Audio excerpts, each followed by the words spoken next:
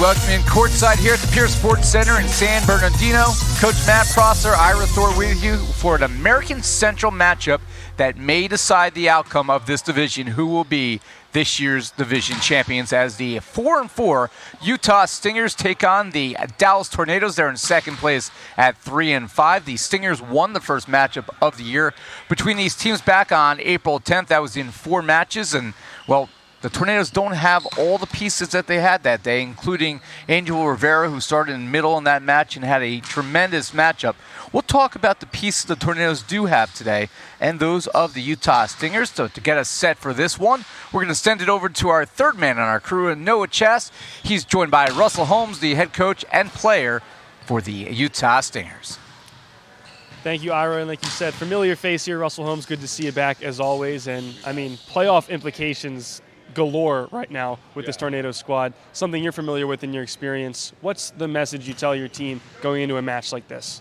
No, I think we just continue to do what we've been doing and play our game, not focus too much, worry about what they're going to do, just trying to execute on our side of the net, take care of the ball, and just, play our game, I think. So I think that's what's going to help us just stay loose and get through this one. So. And what aspect of your game, what Stingers are we going to see kind of go out there today? No, we want to come out from the start, all firing on all cylinders. So, expecting that very thing. And it's, a challenge every time you play a team like the Tornadoes with someone like Felix Chapman. What's the game plan kind of around him? I think it's just to just understand that he's going to get his kills, manage what we can manage, not expect to get everything. So just being disciplined on our side, and then execute in that fashion, I think will be good. In a game like this that's almost in a playoff match in terms of its implications, how much does experience weigh and matter? I think a lot. Guys on our squad have been in these kind of pressure situations before, and so I think those individuals being able to kind of take a leadership role in handling those nerves and keeping everyone steady is definitely a huge plus for us. Definitely. Well, thank you, Coach Russ Holmes, giving us our insight on what they're going to do today against the Dallas Tornadoes in a very, very important match. Ira, Matt? Thanks, Noah. And again, that's good insight there from Russ Holmes. And he's right. There's only so much you're going to be able to do to slow down Felix Chapman today. Yeah. You know he's going to get his kills. The first time these teams played back on April 10th, 18 kills from Felix Chapman, but he also had 40 attempts. That was double any other player on the team. So not only is he going to get his attempts and he's going to get his kills, you know where it's going. So concentrate your efforts on slowing down somebody else in this matchup. Certainly. Who will be that second player today for these Dallas Tornadoes, knowing what's on the line?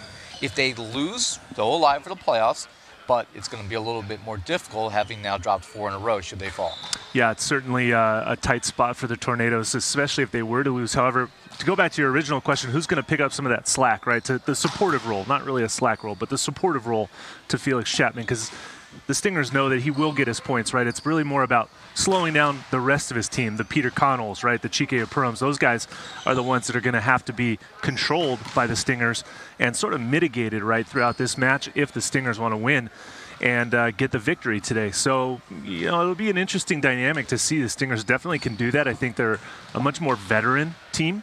They have some very experienced players. Obviously, Russell Holmes, a former Olympian for the USA national team, extremely veteran and experienced, but along with Jorge Mencia and Novo Romero, 2 players that have played a long time professionally in this sport, will also make a big difference today as well. Now we look at the recent results for the Utah Stingers. They lost a tough 5-setter in the last action of our 4th event of the season on Father's Day weekend to the Southern Exposure, who pretty much saved their season with that win. That was a team that was playing with nothing to lose there. Yeah. And the Stingers did fall. They defeated Seattle prior to that relatively easy. They lost to the Freedom and weren't really competitive in that matchup, where the Stingers where Freedom were missing some pieces as well. And they also beat the Matadors before the Matadors started to turn their season around. So they've been up and down as well. But when you look at the Dallas Tornadoes, obviously the loss to Seattle without Felix Chapman certainly stands out. But the last couple matches, 2 tough teams in the Ramblers and the Stunners, of course. But, they had opportunities in both of those and just couldn't find answers. And Chapman at times looked human. Can Utah make him look human today? I think they can.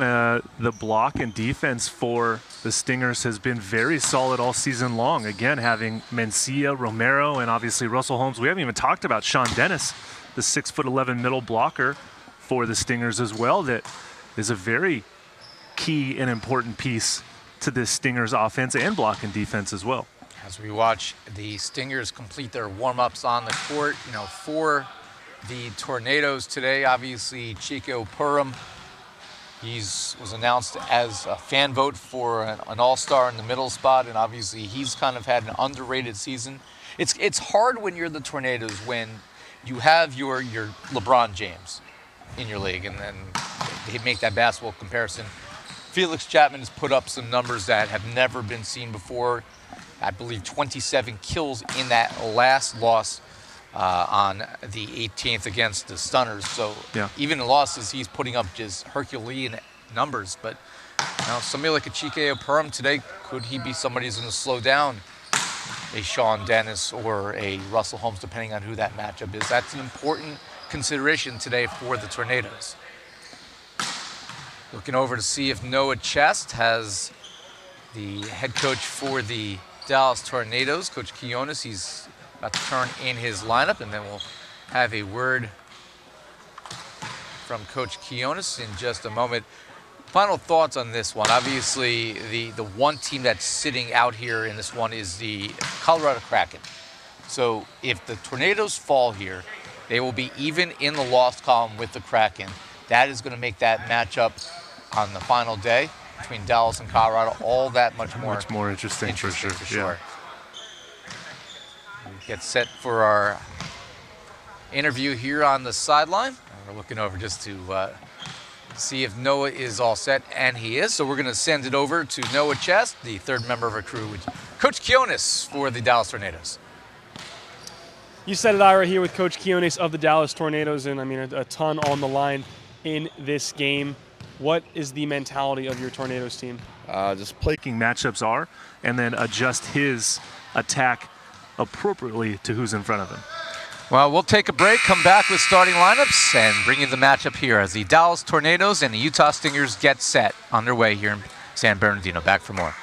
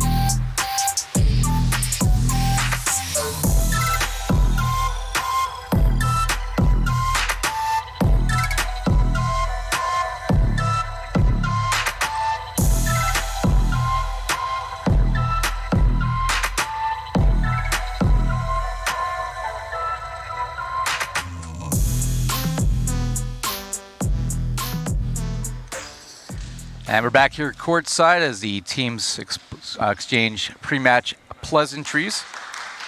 And we'll take a look at the starting lineups here first. For the Dallas Tornadoes, again, they come in on the year with a record of 3-5 in the American Central. They will have the day off tomorrow. Then they'll take on the Kraken in our 3 o'clock match on Sunday.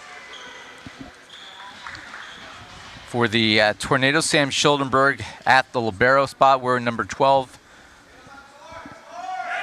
Felix Chapman wears number 18. He'll be joined out there by Michael Kionis, getting the nod today at the setter spot. Chapman in the right side. Chike Operum is your middle 1. Joe Grosh is your middle 2, wearing number 19. And on the pins today, on the other side, Peter Knoll, number 14. And Chase McKenzie, number 20, your starting lineup for the Dallas Tornadoes. Meanwhile, for the Utah Stingers, as we look who's out there for the 4 and 4 leaders of the American Central. Sean Dennis is one middle, joined at number 14. He's joined by Russell Holmes, number 12. Reed Chilton will set number 13. Right side is Jorge Mencia. And your outside's Novo Romero, number 15. And number 8, Storm Fa'agatofuga, whose name I never say correctly, but I'm always close. And Cougar Clark is the libero, wearing number 1. Along with number 19, Wilfredo Morales. Morales actually going to be on the court to start the match. And we are underway. First match up of the day is an attack from Romero in this rotation. First time he's hitting from that spot, and the ball will be in the hands of Reed Chilton. Chilton missed Father's Day after having a great effort in the first matchup of the weekend, Father's Day weekend.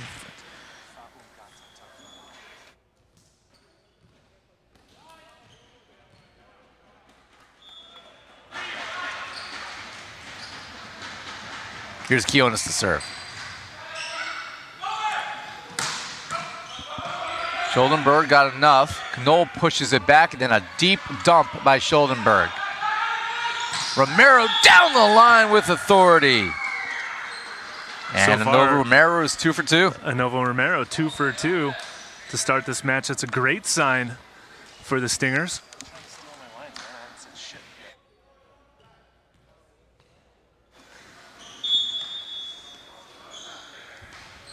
Here is Romero, the former Cuban,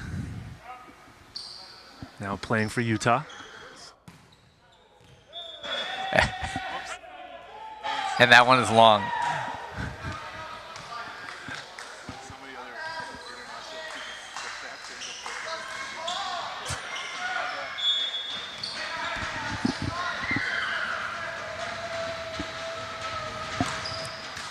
Knoll to serve. Could be a free ball, and Felix Chapman scorches the earth. That is a gift from the volleyball god for Chapman. Chapman's first kill of this match comes with some serious authority behind it on the overpass that time. Man, the smile from him. He was giddy like a kid at Christmas. Another good serve by Knoll. They go to Storm. And Knoll lays out for it. They leave to Chapman again, and one more time inside the 10-foot line. Chapman with no regard to the 6'11" middle blocker. Sean Dennis on the other side goes sharp cross court inside that block.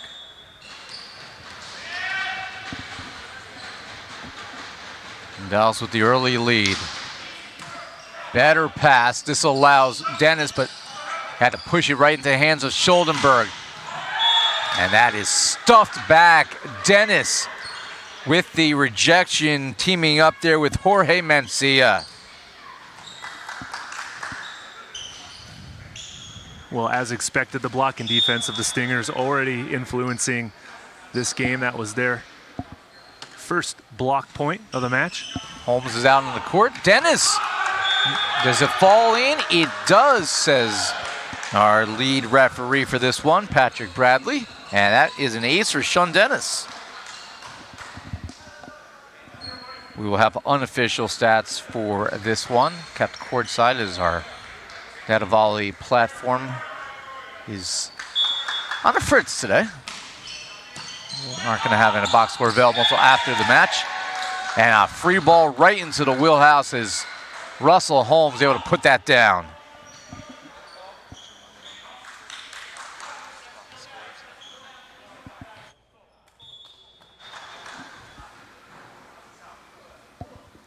And Dennis continues to serve. Back set to Chapman. I mean, it's just not fair. He's going up against one of the greatest blockers in the last 20 years in American volleyball and still hits it over him. Chapman 3 for 3, all hard angles. So I'd like to see the Stingers readjust their block. See if Chapman can hit line. They go to Holmes and he gets redemption. So Russ is now 2 for 2. And if they can pass well, they'll be able to get him more involved. Typically been averaging somewhere between 8 and 12 attempts per set that he's out there, or I'm sorry, per match that he's out there. But you know, if they can pass the ball well, that might change the dynamic of this one, Matt. That pass a little bit off. Grosh able to do something with it. Here's Storm. Schuldenberg with the dig. Kionis runs it down. And the back set. It's coming off of the air conditioning system. What a save by Dallas. And that one ultimately falls in. What a rally there. Joe Grosh ends it with the kill, but a very lucky bounce there for the Tornadoes. Ball was coming right into our broadcast booth, clipped off one of the vents and right back into the middle of the court. Yeah, very lucky bounce that time for the Tornadoes. They were able to capitalize on it. Here's Felix Chapman, who's very capable of hurting you from behind the service line as well. And misses long there on the aggressive serve.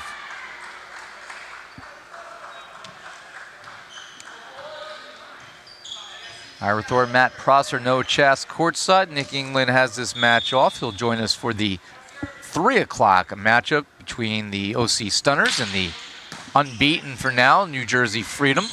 And ball's behind Chase McKenzie. That one, Schuldenberg misjudged where that one was going to land. It was a little late and will fall in for a kill. I believe that was Mencia, and that will be his first. Storm will serve. 8-6, Utah on top.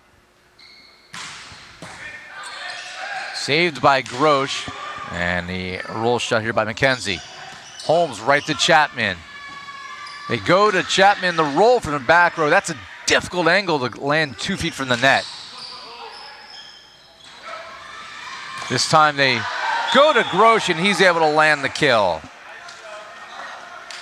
So Grosh, who's an inexperienced member of the squad, just joined the team midway through the years.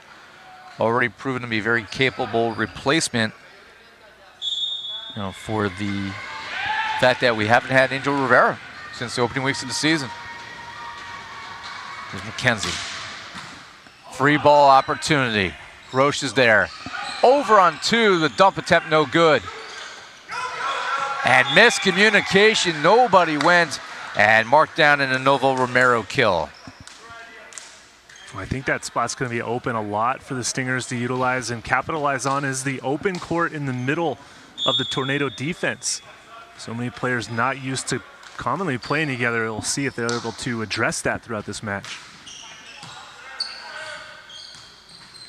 We go to Knoll, and he's able to stick it through the block of Dennison Shilton. He gets his first kill of the day. And it'll be Joe Grosh to serve. 6'7" middle blocker out of BYU, native of Danville, California. His first year in the NVA. On a big swing, results in another kill, number 4 for Novo Romero. Novo off to a very strong start for the Stingers as well. Still waiting to see Mencia get fired up and going here.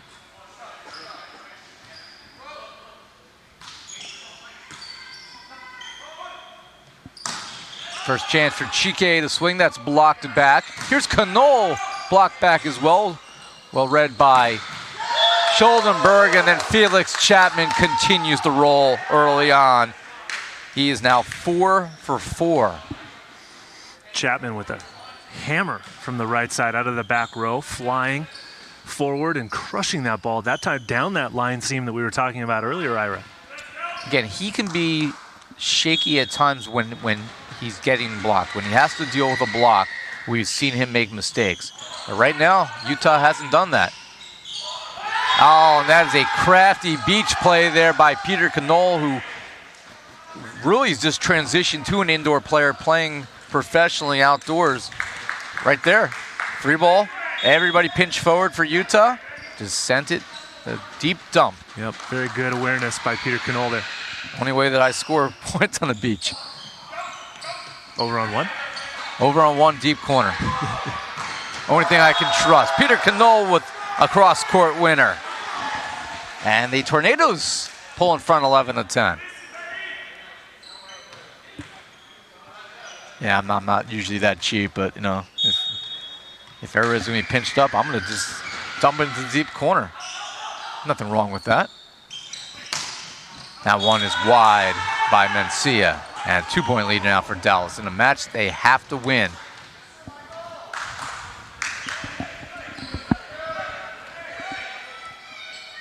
Again, the winner of each division is guaranteed a playoff spot in our August event on the 5th, 6th, and 7th. That's back-to-back errors by Mencia. And then the top 2 remaining teams in each conference will get an at-large, a.k.a. wildcard berth. As it sits right now, that will be Utah and the Las Vegas Ramblers as the division winners. Everybody else is playing, and everybody is still alive. As that's an ace for Quinones, and this will cause a timeout by the Utah Stingers, trailing 13-11. We'll take a timeout and rejoin you for more live from the Pierce Sports Center here in San Bernardino.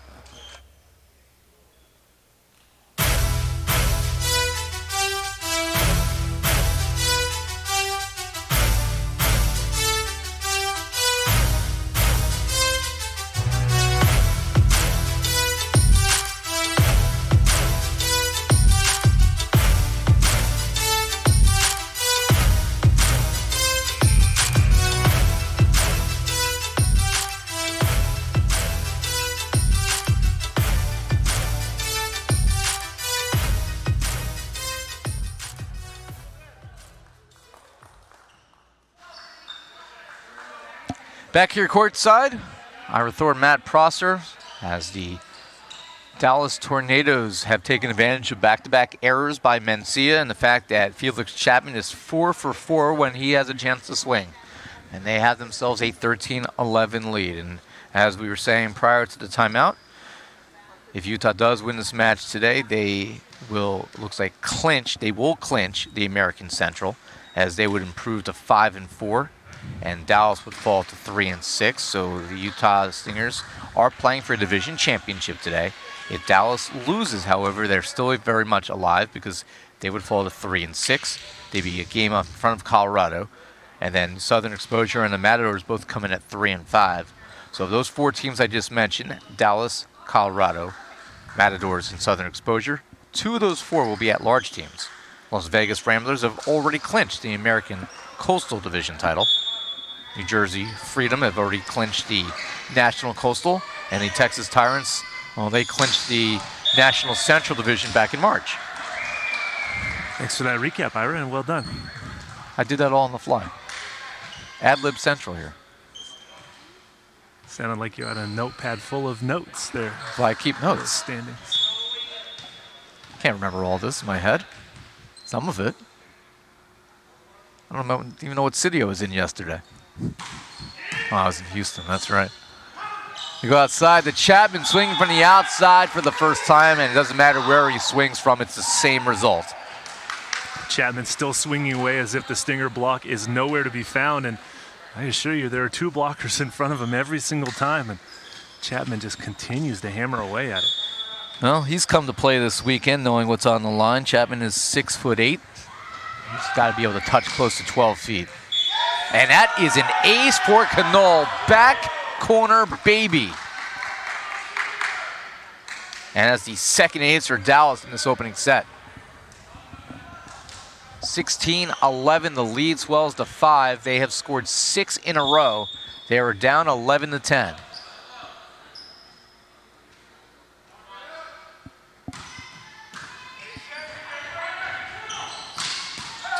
Knoll that will come over on 1. Utah with a chance to counter. And Chapman with the dig. They go to Chapman.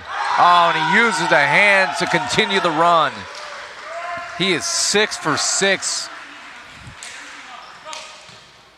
What a start by Felix Chapman and the Tornadoes too. Really putting the Stingers in some compromised situations. Now out to a 6-point advantage here in set number 1.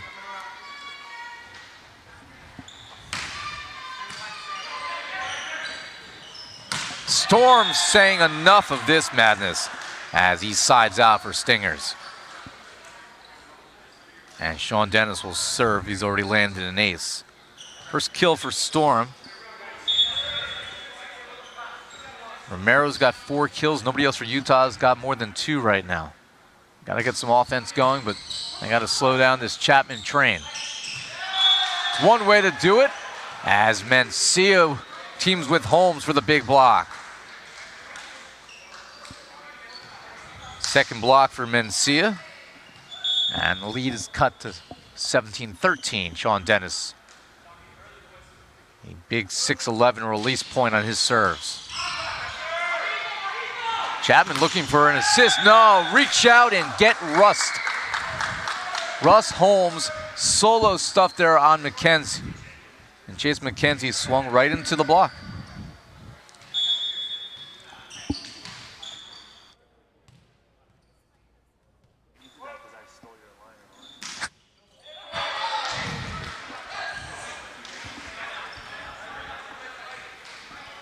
So the service error ends that Utah comeback bid, makes it an 18-14 lead.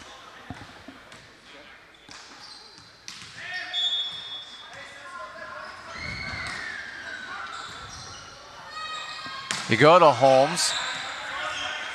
Covered here by Dallas. Chapman with the roll into the triple block, and he's able to tool it. That was just a heads-up play by Felix. Great court awareness by Felix Chapman that time to see a 3-man block in front of him. He attacks the wing blocker, the pin blocker, throws it off the block and out of bounds for the point. Chico Perm, your server. Storm swinging away. That's blocked back. One-handed dig by Nova Romero. Off of the support beam in the ceiling, and Dallas will just have to send it over to extend. From the back row, Knoll swings as the hand to keep it alive.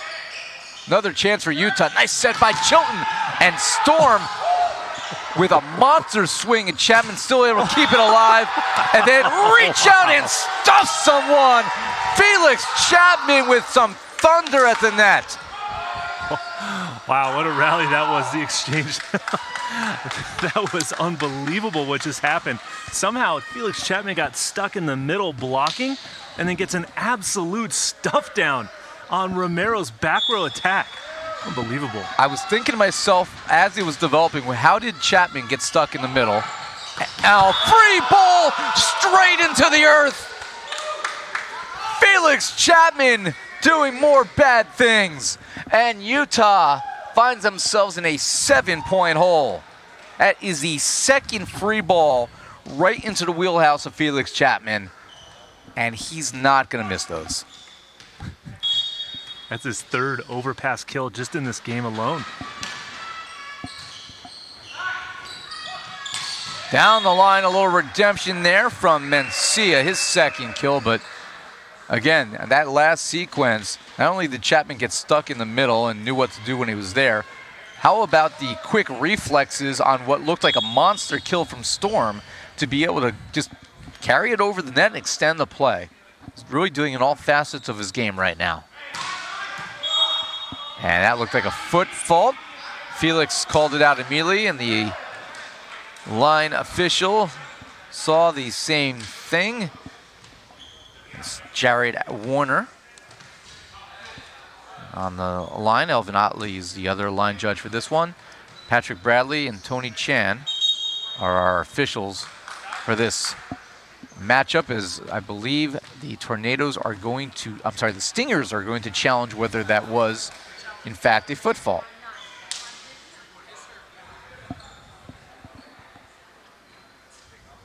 So as we get the replay up and going, Felix Chapman, he leads the league in scoring by a considerable margin, 181 total points on the season entering the weekend.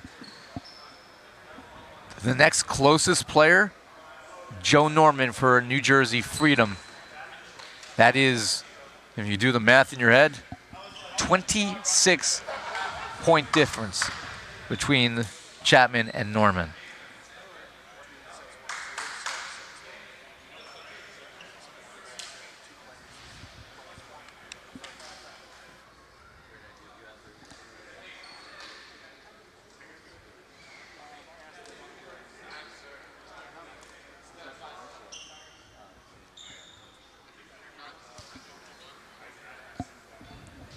So as they review this one, you see the replay system working live upstairs in our booth. And it's going to be a replay. They're saying that it was not a foot fault. And they'll replay and do it again. So a Utah Stinger Challenge victory.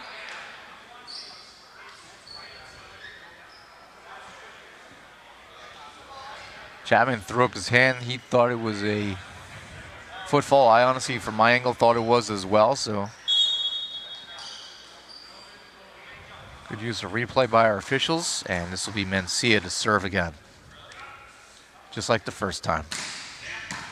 Free ball on one, and Storm rolls in.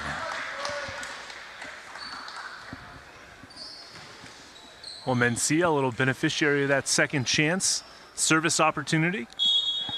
It's the overpass and an easy point for the Stingers. So the challenge actually not only stops that run, also acts as almost as a timeout as Mencia misses this one long. Now the lead is back to 6. And Felix Chapman will serve. Tornadoes win this one. They will not only tie Utah at the top of the division standings, it will also split the season series.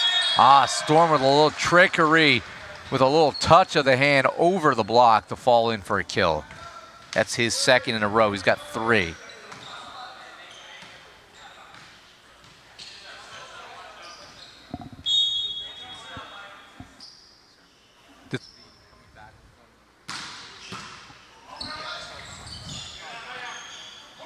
They go right side, covered by Schuldenberg, who's quickly become one of the top liberos in the NVA. Roche saves it off the block. Chapman does a stutter step into the back corner. Felix Chapman with a useful spot for kill number 9 in this first set. Excuse me, Ira, did you say 9 kills in the first set? Would I ever lie to you? I hope not. I wouldn't lie to you. I wouldn't lie to the IRS either. And that is an excuse me. A storm parted the clouds, but Romero didn't see it in time. And he got clipped, I should say Mencia got clipped on the leg, and that is an ace for Chase McKenzie. He hasn't had a kill yet. He hasn't had to. He's just had to play defense and have 0 attacks. And that is stuffed back as Quinones and Grosh get involved with the block. And game number 1 belongs to the Dallas Tornadoes, 25-17. And they lead this match 1-0. The Stingers, well, will they find a way to slow down Chapman in game 2? If not, Dallas Tornadoes may be able to right the ship here on Get It Done weekend. Back for more in a moment.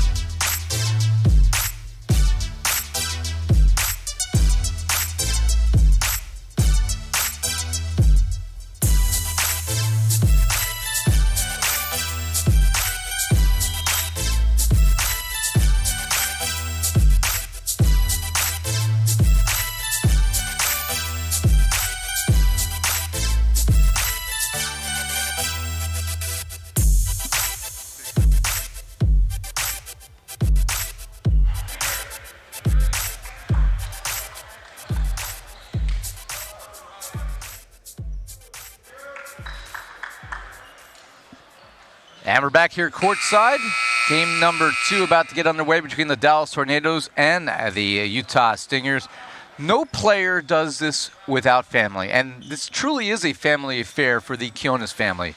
They have 3 sons playing or involved in the NVA, and Gabo, Andres, and Michael. And Noah Chess is standing courtside with their mom and dad, Enid and Gilberto. Absolutely, Ira. It is a camera affair, and the Quinones are running the league, Enid and Gilberto. And I mean, what does it mean to you to watch 3 of your sons out here doing so well in this league? Start with you, Enid. Well, we watched them all the way through high school, middle school, elementary school, and now it's so cool to be able to see them play as adults. It really, I don't know, it's fulfilling to see that all the work they put in through their lives. It's just fun to watch them. And Gilberto, how did they get started playing volleyball? All of them start very young, and coaching 10, he started very early. Andres also started very early. Andres played with Michael when Michael they had 12 and they had 9. All of them they start very early. And I mean, tell me, just watching them, I mean, what has impressed you the most about seeing your sons out there? You go.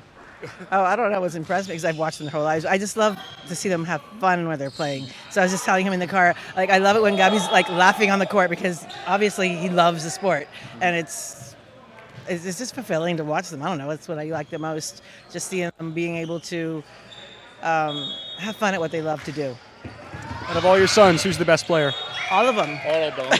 All of them. You're not going to catch me on that one. All of them that were different. All of them that were different ability, different point of view in the game, analyze the game in different points. All of them that were different, but all of them play very well. Gabo, would you agree? Yeah, I think we all play very different games. I think Michael's the best winner. I think Dre's overall the best skilled. I think I'm just like the stable one that has a little bit of both of them. But yeah, I wouldn't say we're better than each other or whatever. I think we just play very different games. Well, the league is definitely thankful to have all the Quinones members out here, and we appreciate you watching. Thank you so much for bringing these boys into the world and bringing them to our league and enjoying this match today. That's why I gave birth, right? To bring them to this league. That's why I did it, yeah. Thank you both so much. All right, we'll get back to the court over with you guys. Thanks, Noah, and that was a wise answer there by Mom. Can't single out one player. That's how you get yourself in trouble. That's how family dinners become contentious. Can't have that. Smart answer, Mom. Oh, and then, well, Chapman, I mean, the Coach family is not responsible for Felix Chapman, but I think anybody would like to adopt him right now because, man, he is just killing people. Specifically the opponent side would happily take them over because he has been unstoppable in this kill match. number 10. Kill number 10 for Felix Chapman. How high can he go? Well, we've seen 36 this year. That was against Southern Exposure.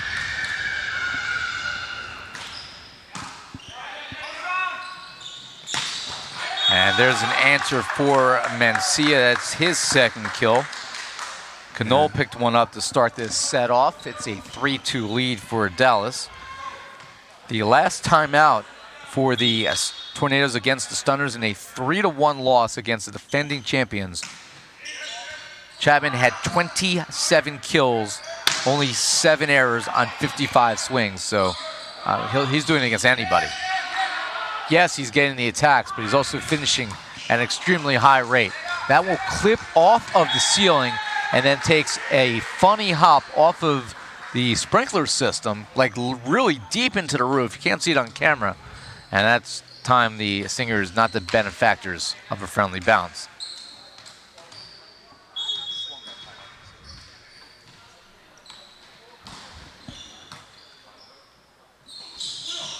Mencia able to tool the block for his kill.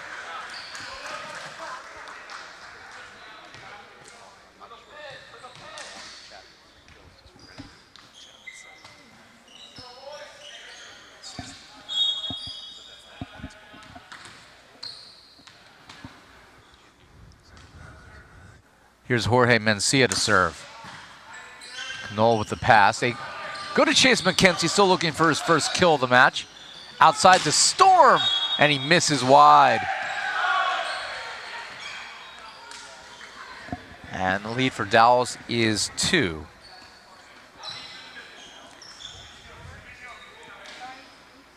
Again, should Dallas win this, they will actually have an opportunity. We'll have to look at how the points go, but they will have an opportunity in the last match of the season.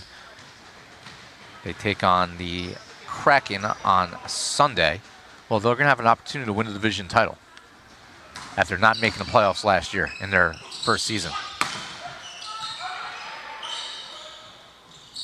They go to Chapman, and what an angle, able to stick it a foot inside the line for kill number 11.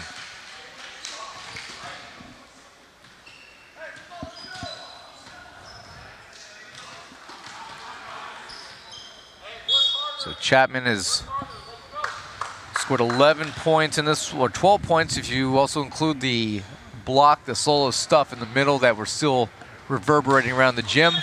Hasn't scored in the service game yet, and he leaves that one short. You can tell that toss wasn't up to his liking. Tried to make something out of nothing and just serve it in, but missed it into the net.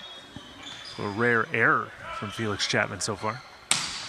And Storm misses as well. And of course, for those fans who don't know the rules at this level, you don't get a retoss.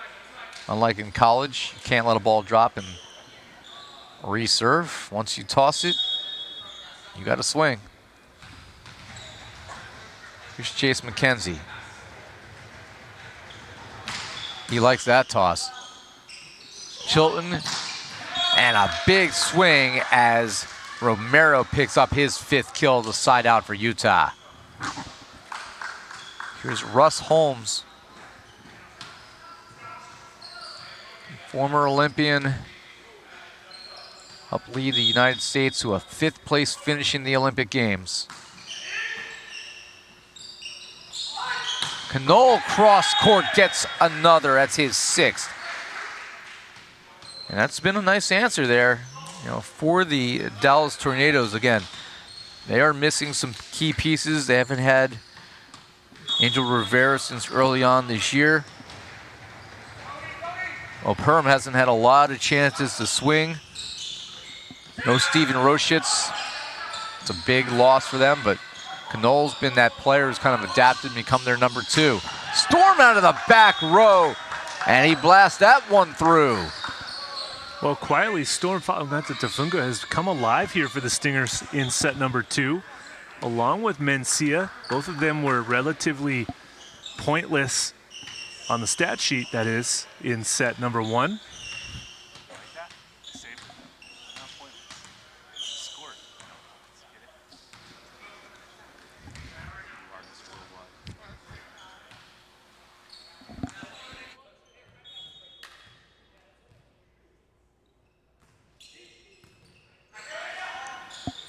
Here's Knoll, power tip that's blocked back. Second chance here, you know who they're going to. And the power of Felix Chapman, being able to stick that through the block of Dennis and Romero, and you see the long faces from Utah. Those are 2 fantastic blockers, and he made them look human. Kill number 12. I mean, you have blocked at the highest level. How do you possibly slow this guy down? As Sean Dennis doesn't even have to jump there at 6'11" and plants it. Well, you might not want to have to try to go for the hard block back to the court, but maybe a deflection here or there will be helpful as well. But how do you do it when he's able to hit over every block? No matter how long, how high you can jump, he finds holes, and he's got power that others don't. Not an easy answer. No, not an easy answer. Maybe Matt Prosser of 1997 to 2001, who was making NCAA collegiate players across the country cry, is the answer. Storm hangs in the air that, and he forces a blocking error on Felix Chapman. So credit Storm with the kill. That's his 5th. And Sean Dennis will serve with the Stingers finding themselves still down 2.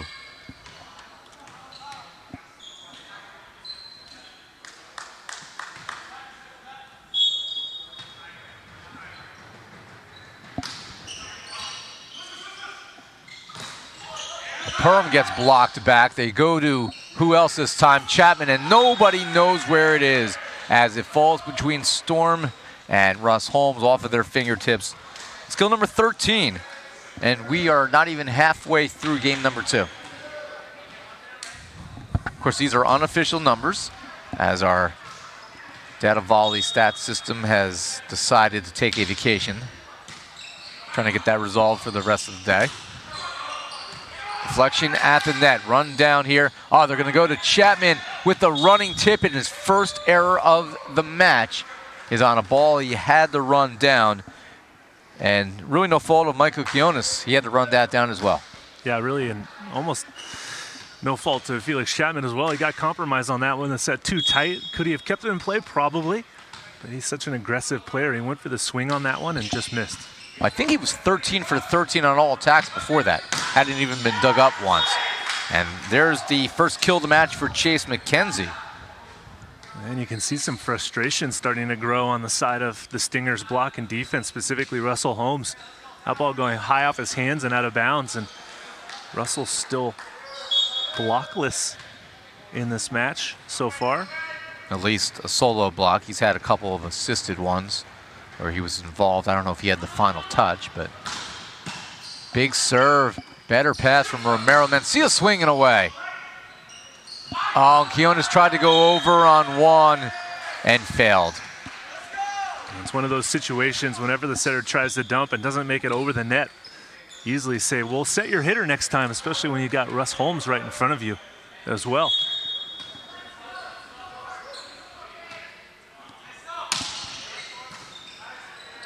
Quiones, nice quick work there with Joe Grosh to get the side out for Dallas. Third kill for Grosh. And the lead is 3 for the Tornadoes as we get closer to our second set technical timeout. Dallas, who won game 1 25-17.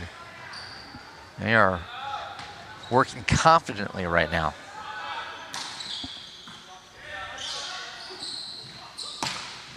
And a good angle there as Jorge Mencia is able to find a gap. If you missed the pregame show, Nick England was the only one to take the Dallas Tornadoes in this matchup, so should the Tornadoes win for the first time this year, Nick will pass me in the pregame show prediction standings. We are currently tied, and that is a misfire from Knoll. Matt picked the Untouchables in game 1, match 1 today. The rest of us took the Tyrants, so Matt, who is 3 games behind Nick and I in the standings, needing an upset here or there to try to catch us in the final weekend. There's an ace for Russ Holmes. And Utah closes the gap to draw 13-13.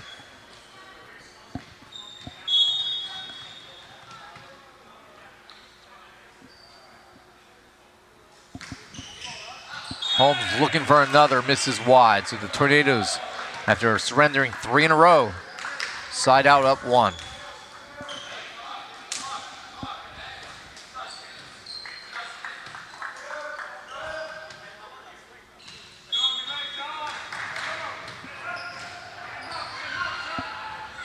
Grosh to serve. Good pass by Storm, allows Sean Dennis to get involved, but a diving save by Chapman.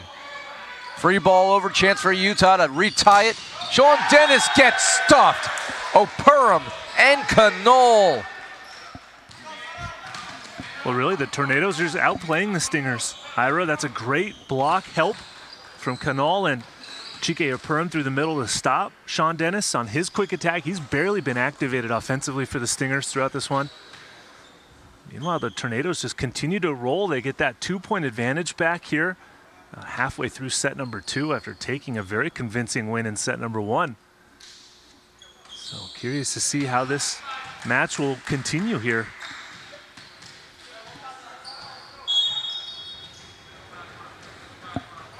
So here's Grosh to serve. His team up 2. Oh, and a big swing. There's an answer for the Stingers as Romero. Again, 6 kills for him. Hasn't been fed as much as I would like to see here today. Because when Novo Romero's on, man, he is a very difficult player to deal with. Reed was your server. Chapman Left that one short. Sean Dennis and Mencia. Correction, has Romero on that block there. That's the first time that they found a way to slow down Chapman yet today. Can they do it 2 in a row? I say no. And that will send us to our technical timeout. 14 kills from Felix Chapman as we are halfway through game 2. 1 point lead for the Tornadoes at 16-15. Come back for more.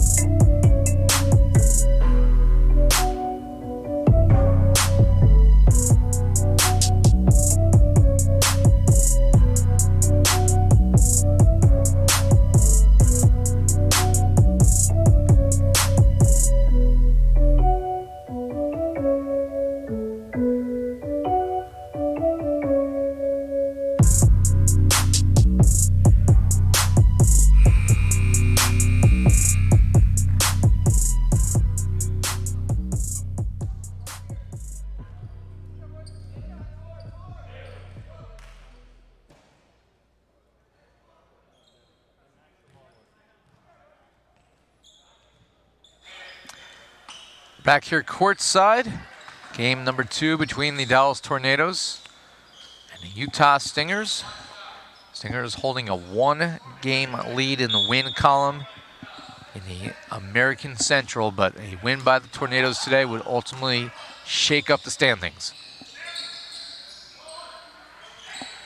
Chapman, that one is kept alive by Utah. Vlad's blocked back. And off of the tape, saved here by Schuldenberg and Chapman and sent over. Free ball chance. They go to Romero. Oh, the one-handed punch, and then Quiones ducks for cover.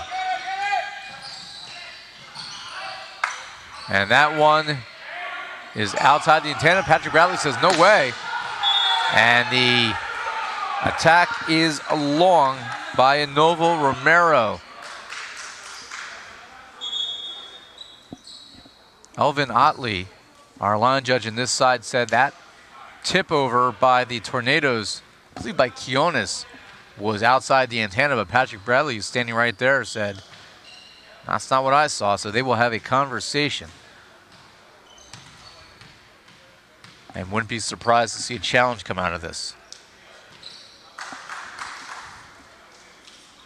Cameras right down the line on both sides, so should that become a factor, we would have a great angle.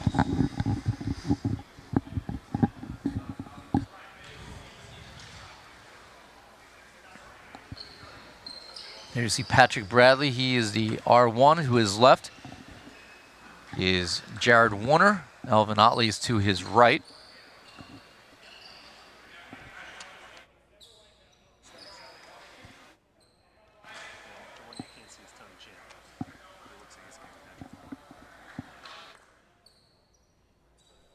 Tony Chan is hidden, the R2, as they get together.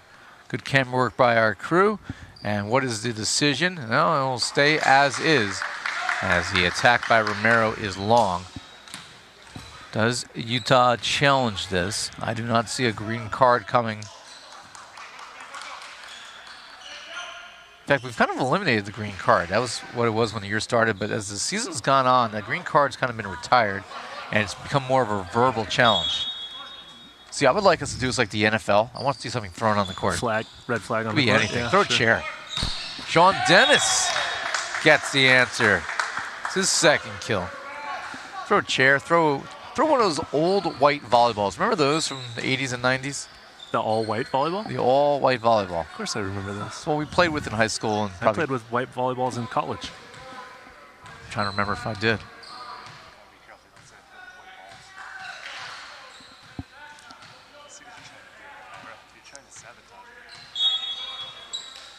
Well, if we can find one of those old, what are those, Takahanas? I forgot that name of that. I can't remember the name of the company. Something like that. Yeah, Something that would be like the great challenge ball. Toss that sucker on the court.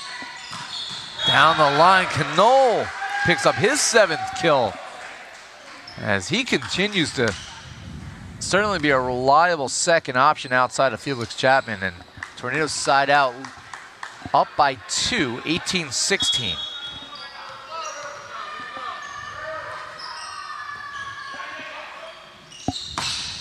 And there's a cross-court answer from Mencia for kill 6. You know, it's been interesting for this Utah Stinger squad. The biggest loss that they had from last year clearly is Jake Langlois. Went over to Dallas in the offseason. But they got Russ Holmes out of retirement. Holmes was pretty much coaching and helping run the league last year. Yep. We don't know how long he's going to continue playing. Russ will be 40 this summer. A touch called on Mencia down the line there. And touch is called. No argument, so no challenge. And he smiles back. He's like, yeah, I did it. It was me. Mencia trying to give his best poker face on that one, but Lions official caught it. He just showed his pinky. It was all pinky. That's why it's the most overrated digit on the human hand. And that is sent deep corner by Romero for his 7th kill.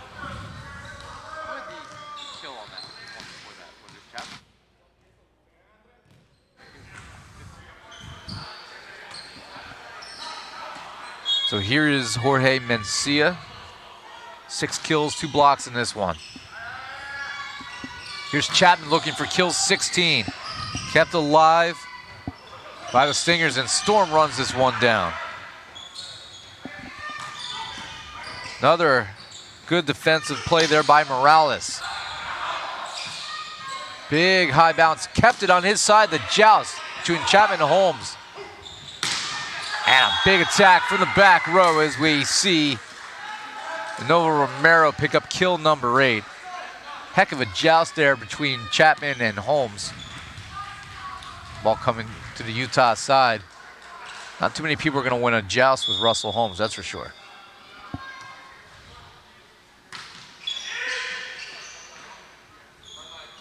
They go to Chapman, have to have a stutter step, and that allowed Mencia to dig it up. Here's Storm. And a nifty little change of direction on that one. Storm looked like he was going to go line initially and then changed his thought process. Very smart swing that time. That set coming from almost the end line and a little bit of a compromised position for Storm to attack that ball. So instead of swinging at it as hard as he can, takes a little bit off and just chops it down in the middle of the court. Yeah, certainly a smart play for him as his squad has fought back to take the lead now, 20-19. They've scored 3 in a row and a chance to add to it here. From the back row again, and a back line answer. That's another kill from Romero, and the Dallas Tornadoes, once up 3, find themselves in a 2-point hole, 21-19. And looks like Chapman and company are starting to get a little bit tired here in game 2. They're going to challenge whether that ball was in or out.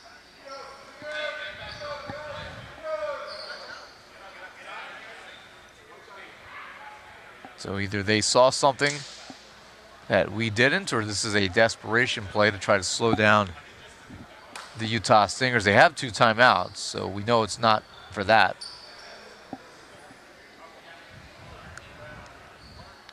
team will kind of use this as a timeout as well in the process. Why not? As this is being reviewed upstairs.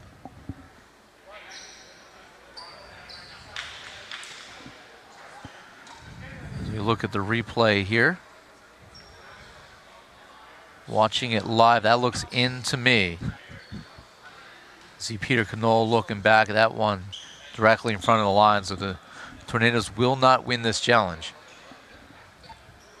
As you see the evidence plain as day on our monitor and on the live broadcast. Can't go wrong with that call. Good shot.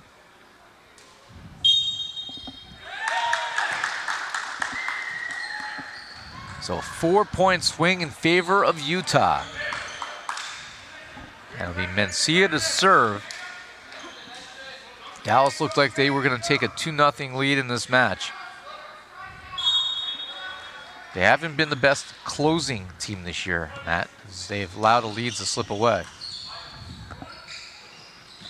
Here's Chapman. Oh, the big blast. Reed Chilton did everything he could there as that ball rode up his arms. Credit to Chilton to be able to sit in there and try to handle that hammer from Chapman, but not the first time Reed Chilton's gotten hit by a ball. Certainly not, as Chilton, one of the more veteran players in the league.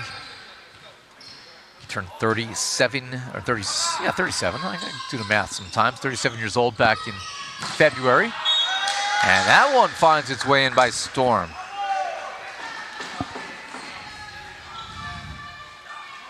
By the way, I said Russ turns 40 this summer. Last week, in fact, last Friday, 1 week ago today, was his 40th birthday. So we wish happy birthday to Russ Holmes.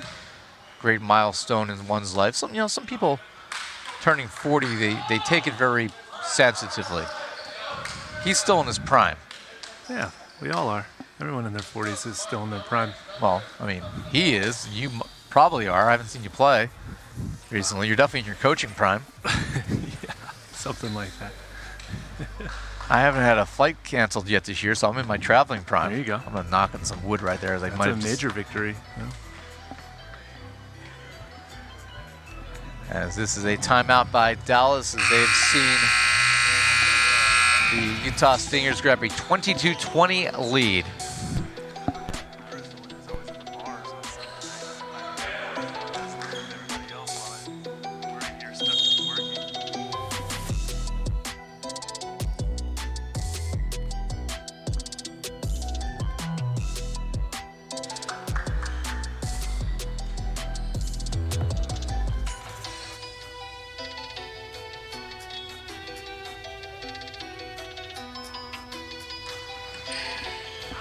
And that one too long by Storm.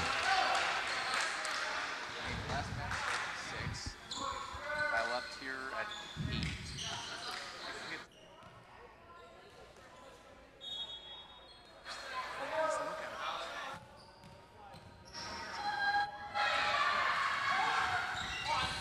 8. Morales runs that one down for Utah.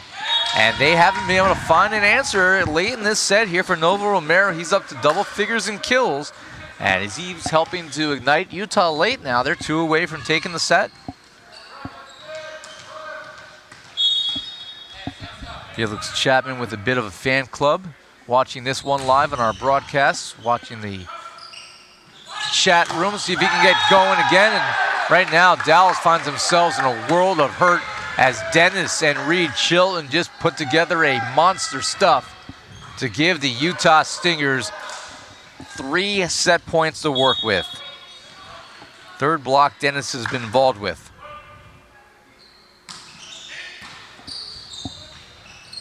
Set point 1, Felix Chapman says, not just yet, boys, as he destroys that one down the line. Unofficially, that is 17 kills for Chapman, and we haven't even finished the second set yet. His own NVA record is 36. He's basically halfway there. That's crazy.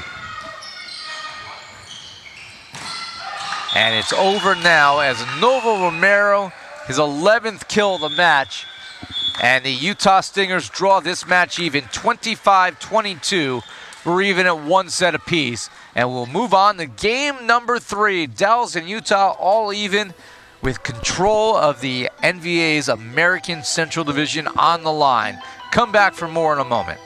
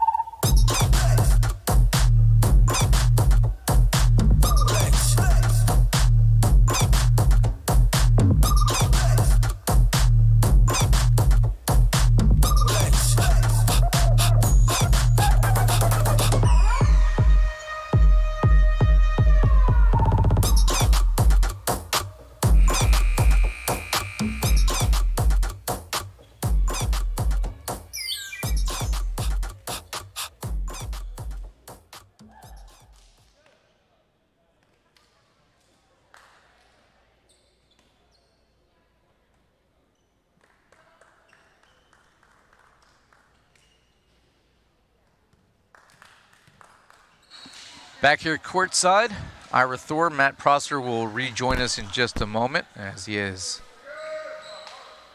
a obligation he has to attend to, so I will ride solo until that time that he joins us again. You still got me, Ira. We got Noah Chast on the sideline, future potential professional player maybe. As we start off game number 3 with the way we finished game number 2, and as a kill for Romero, that brings him to 12. So I understand, young man, that you will be trying out for the New Jersey Freedom. Is this true that you are going to be one of their future players? Well, you know, I don't know if I consider it a tryout, as that ball is snuffed straight down, free ball over the net, put back over by the Stingers. That technically will go down as a kill for Mencia on that free ball, so that will be his 7th. So it's not a tryout because you have a guaranteed spot, right? Yeah, I'm replacing Joe Norman on the right side, I think, for when he needs a rest. Norman needs a break now and then. Yeah, but I'll be joining the New Jersey Freedom, warm up with them, kind of showcase the average man or average volleyball player's skills versus the professionals that we have here. Kind of put my skills to the test to see how good these guys really are. I mean, you can play this game. I mean, we like to kid around, but you definitely can play. And that is a kill for McKenzie as he's able to Tula block his 2nd kill. But there is a certain difference between the skill level of somebody who was a high-level high school and club player, and even those who are good players in college, and those who are playing at this level or beyond. Obviously, the international game is the pinnacle of the sport. That is blocked back over on 1. They're going to go here to Chapman with the roll shot, well covered by Chilton. They go to a perm swinging away, and Storm was there. Great defense by Schuldenberg, but the free ball, and Romero doesn't miss. Kill number 13.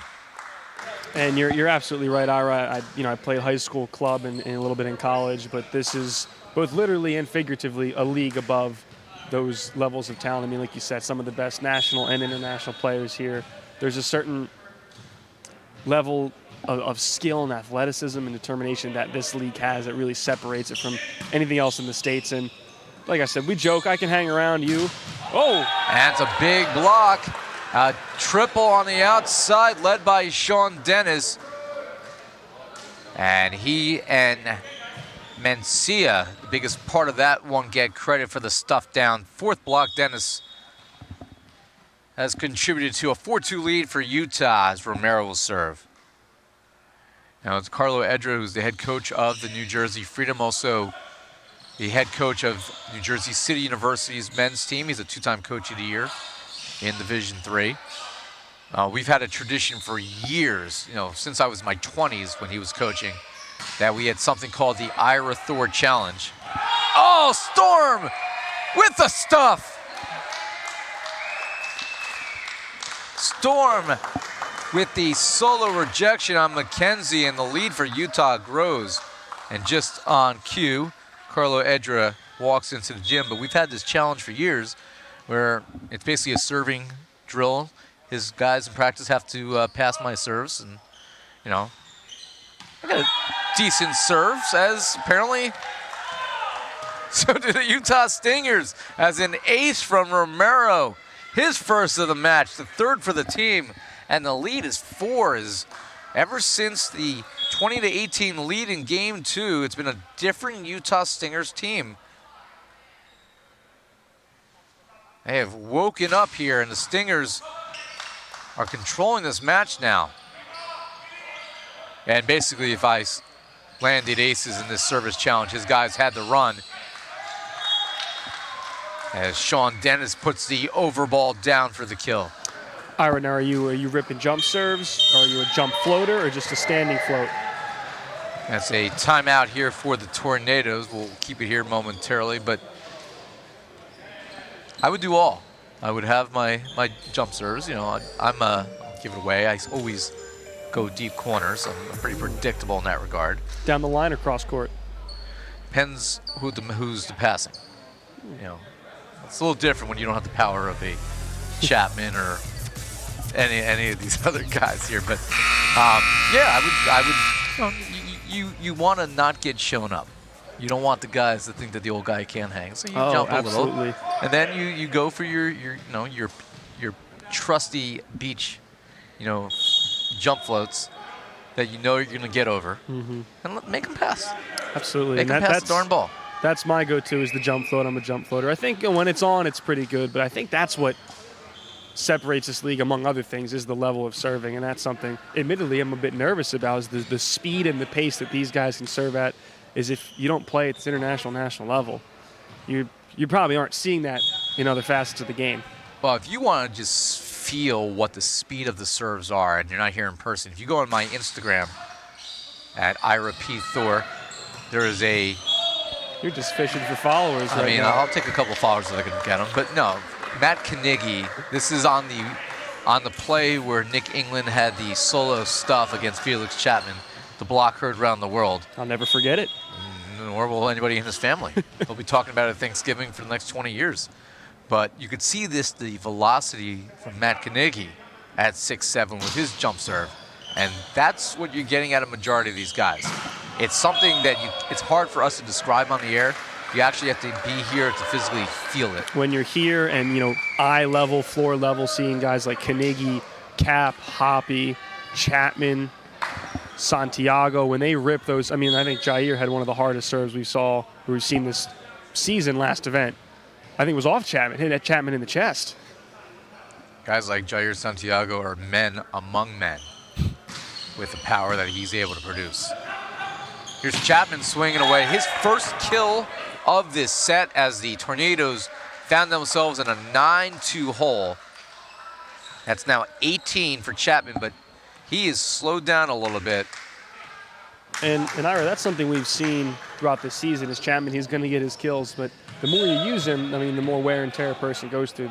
And so later in these matches, it's really these ancillary players that need to step up. There's a timely block for the Tornadoes as McKenzie and Grosh get involved. And it's like they heard me over here telling them that, help out your boy, Felix, and delivered him a stuff block right on cue. So as Chico Perm voted into the All-Star game tomorrow, and that is smashed down. The line wouldn't have mattered anyway as a Dallas blocking error, but credit the kill to Mencia. That is his 8th. These are all, again, unofficial. The stat system still appears to be not cooperating. That one is long. I'll take a peek over. And unfortunately, Kenzie Shand, our lead statistician for the NVA, is entering her fancy stat codes into a Word document. She's going to have to go back and add these later. She's going to be up pretty late tonight, and she gets no time off. Yeah, always got to give a shout out to Kenzie when you can. Give that girl a raise. As Storm comes through with another kill, that's his 8th. We'll politic live here on the air for a 25% raise for Kenzie. She's going to do at least that much extra work this weekend. Mencia the jump, clips off the net. Gross, change of direction. Oh, and a kick save and a beaut! And Russ Holmes with the capitalization. Reed Chilton showing his agility. Pretty flexible for a 37-year-old. So we just had maybe one of the slower pancake digs I've ever seen into a foot assist and then a kill by Holmes. Don't have too many foot assists anywhere in volleyball. That's the first one I remember in my time with the NVA, and it was a thing of beauty. But Grosh trying to get the answer, and he does it. Rarely do you see the foot assist off of the pancake dig. Two rarities. I guess the pancake more likely than the foot assist, but rarities in terms of see them as a tandem is uncommon. Yeah. And here is Jace McKenzie to serve. Storm a little bit behind him. The roll, Chapman lays out, can't get there. And the Utah lead reaches 13-6 as Storm picks up his unofficial 9th kill of the match. Don't worry, Kenzie, I got good little tally marks over here in case that doesn't work. We have our advanced statistician, Kenzie, and our old school statistician, Ira Thor. Listen, the pen and paper. Get me a chisel and some stone, and we'll do it that way. And Knoll able to come through cross court, finds the slot.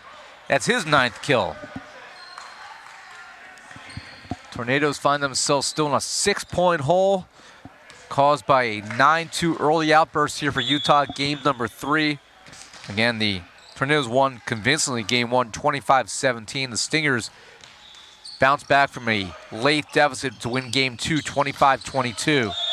And that is over Chapman's head and right along the line.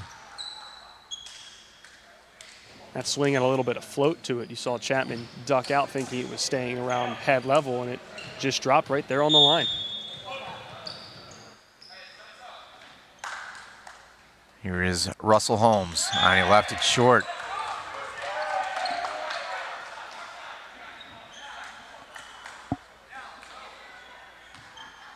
So side out back to Quiones and company.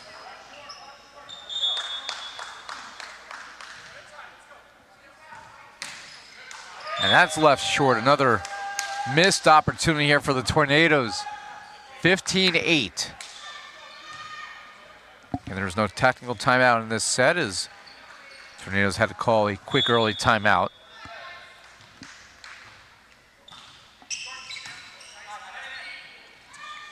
They go to Chapman and a changeup for a kill. And he does that almost better than anyone, just with the height he reaches on his swing and the power he has. The ability to throw that changeup in there catches defenses off guard almost every time.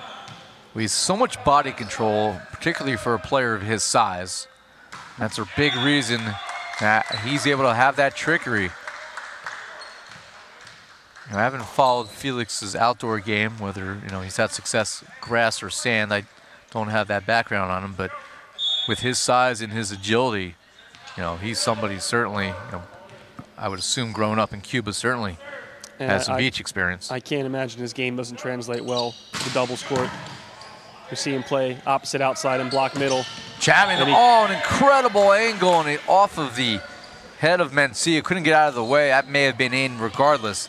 And that is kill number 20 for Chapman. When you can dot cross-court swings like that, you can play on any court. Here's Operum to serve. Off of the hands, another kill for Mencia. Grosh tried to slide over and help out McKenzie and was taken advantage of.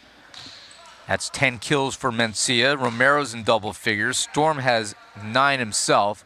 So those 3 players offensively carry the workload. And you're seeing the positional depth of the Stingers and compared to the Tornadoes. Oh, Joe Grosh gets a chance to swing away. Joe Gross says, look at the depth of this ball hole I just put in the ground. Hammering that one, answering back for the Tornadoes. Still down 6, but doing what they can to chisel away. Chapman will serve. Grosh, again, former BYU standout. That one will clip off the ceiling, and Storm dumps it over. Chapman from the back row, and the first time today he's missed long. He thought for a second there was a touch. I think they're going to challenge this. Chapman seems pretty convinced that there was a touch on that.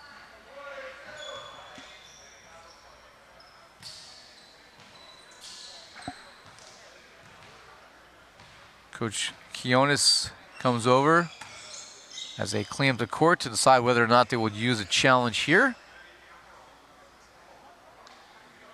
And it looks like Chapman's pretty convinced that there was a touch in that attack, and they're going to challenge whether this was indeed a touch. If it is, it'll be a side out for Dallas and the 21st kill for Felix Chapman, as we will send it up to our replay booth. But if it's not a touch, this will be the second challenge loss for the Tornadoes, I believe. It would be. Again, you have 3 challenges to use between the first and fourth sets. If you win one, you keep it. If not, well, just like my bank account, it'll be empty.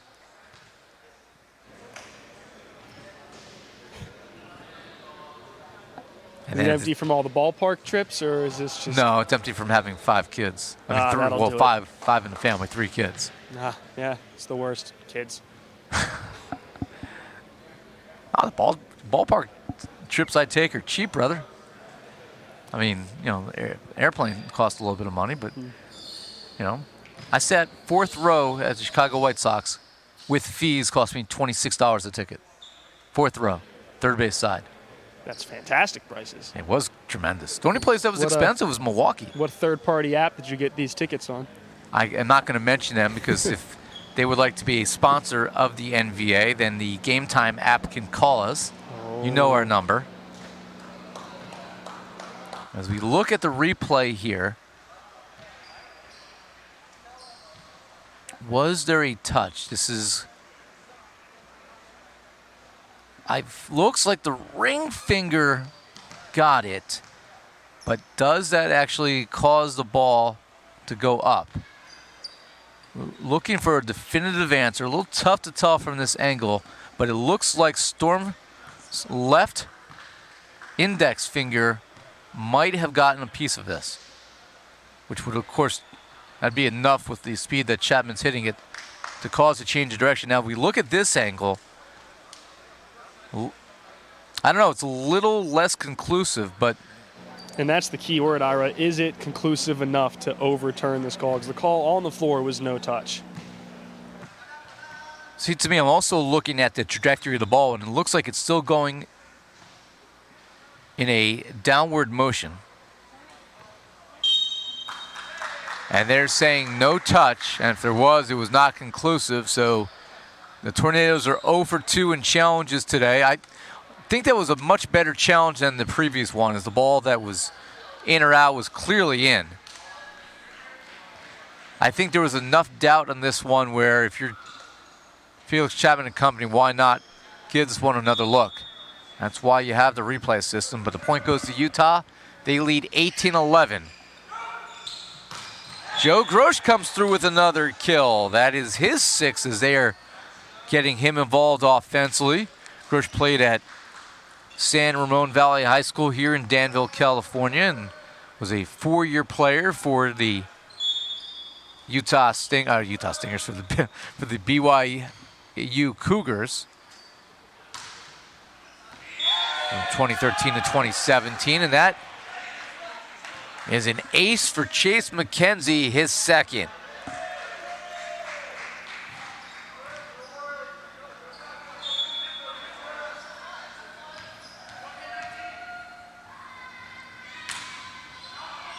And that one too long. Grosh, during his time at BYU, had 188 total blocks during his career.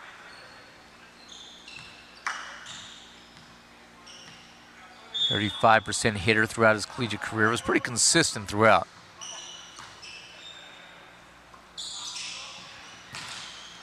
And that one never went over.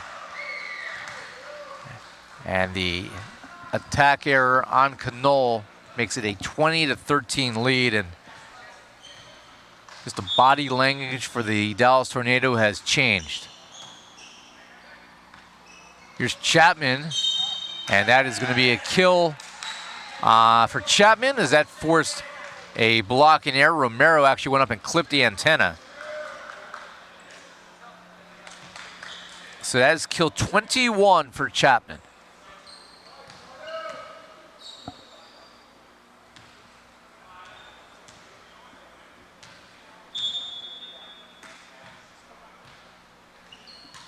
And Chapman has gone over 200 points scored on the season now.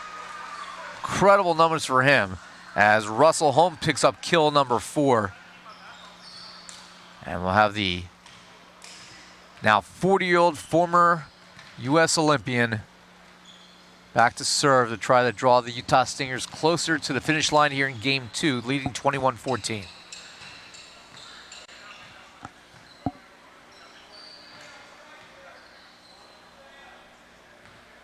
When you look at the scoring leaders this year, the Stingers have nobody in the top 10 in the league in scoring. Jorge Mencia comes in at number 11 with 99 points entering the day. He obviously has picked up 10 more kills and counting, so we'll add to his totals. Chapman for kill 22, no doubt. And you can attribute no one on the Stingers being in the top 10 to, having a good variety of players to go to. Or you can look at it in the other end and say, maybe if they had more of a go-to player and a consistent go-to player, they wouldn't be sitting at 504-4, and they'd maybe be more on the winning side. I look at it more as inconsistency throughout the year. That is a kill, though, for Romero, forcing Chapman into the net on a blocking error. So that's kill 14 for Romero, who came in today with 76 points scored on the year.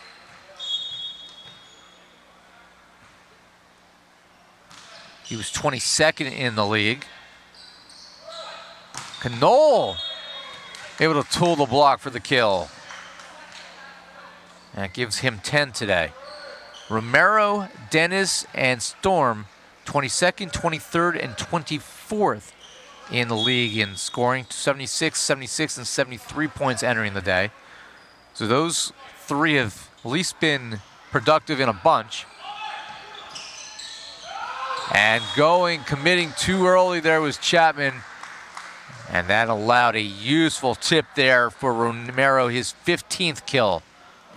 And a bit of miscommunication there between the libero, Scholdenberg, and Chapman. Sam thinking maybe Felix is turning around to pass this himself.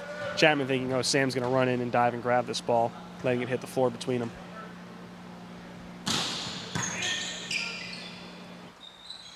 They go to McKenzie, a little bit behind him. He's able to off the chest of the libero, and then Dowles cannot save this. Mark it down as a kill for the Utah libero, Wilfredo Rivera Morales. Only 24 years old.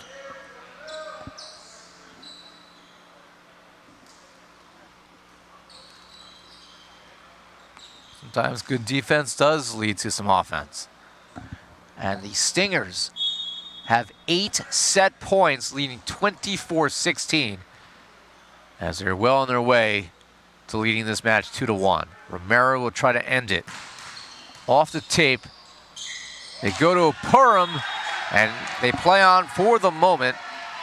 Only the second kill for Purim in this one, as Chike will drop back to serve. And it's tough to do against the duo of Dennis and Russ Holmes, but that's something the Tornadoes need to do in this next set if they want to stay more involved, is get their middles active. And Sean Dennis, that one gets away.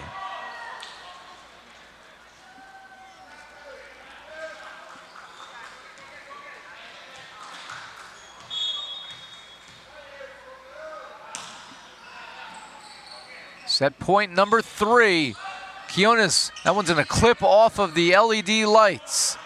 And dumped over by McKenzie. Utah trying to end game 3 here. Chapman able to get the dig off the block and then tries to roll it over. Big high bounce, and that one is stuffed by Mencia as game number 3 ends 25-18. And the Utah Stingers, after losing game 1 badly, have bounced back to take a 2-1 lead in this matchup. Game 4 coming up as the Utah Stingers look to clinch the American Central Division when we return to the Pierce Sports Center.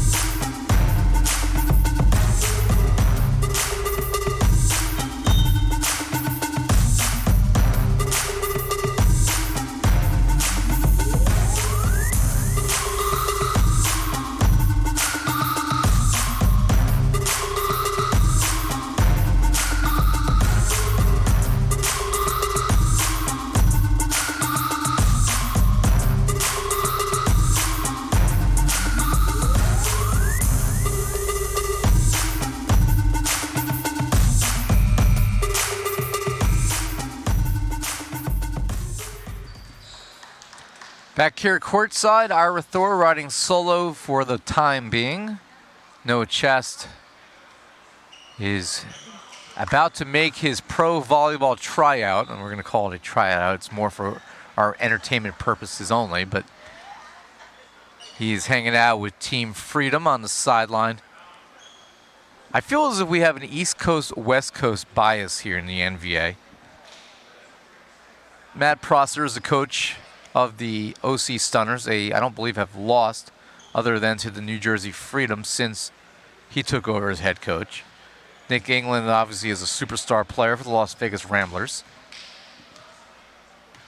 Noah is friends with members of New Jersey Freedom, and he's from the Philadelphia area originally, and I'm actually clearly from New Jersey, and I've worked with their head coach, Carlo Edra, for the last 17 years. So, yeah, I think we have an East Coast, West Coast bias here on the broadcast team. It can even get more specific. We have, like the very, PA, Jersey, East Coast versus the SoCal people and Matt and Nick, it's...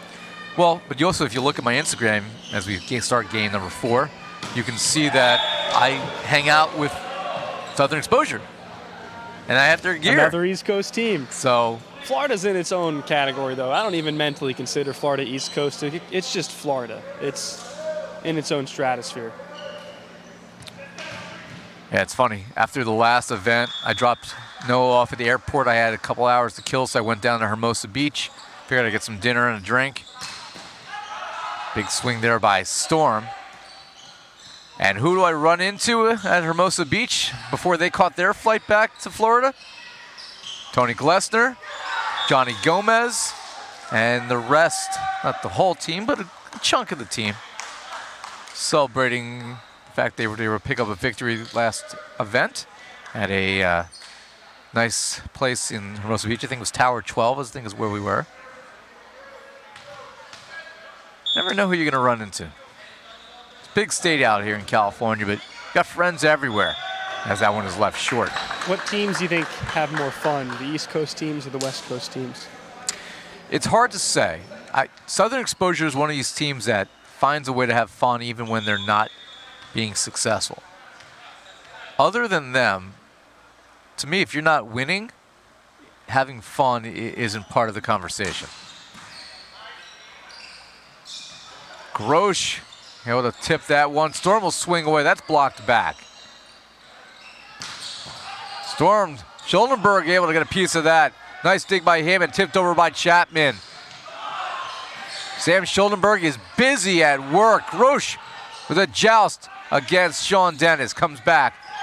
Chapman with the joust. And this was last touched by Utah.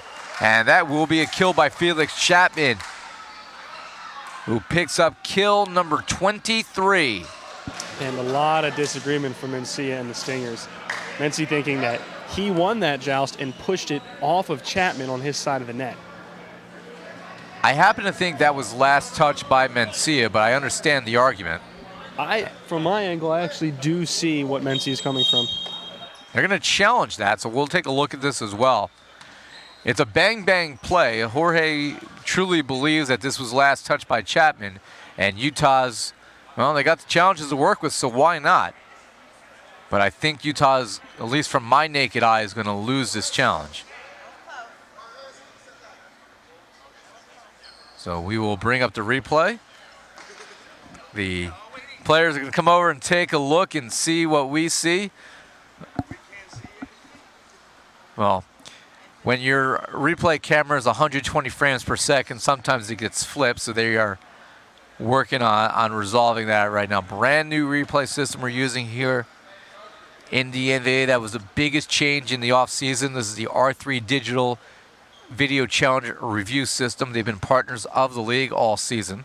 And it's been extremely impactful. There's moments, game-changing decisions that a call maybe not missed, but just couldn't quite be seen correctly on the floor. They go back and challenge it, and they see here's the correct call, and it can change the trajectory of a game. That's the entire reason that the Las Vegas Ramblers are not undefeated right now. Otherwise, they would have beaten the Texas Tyrants.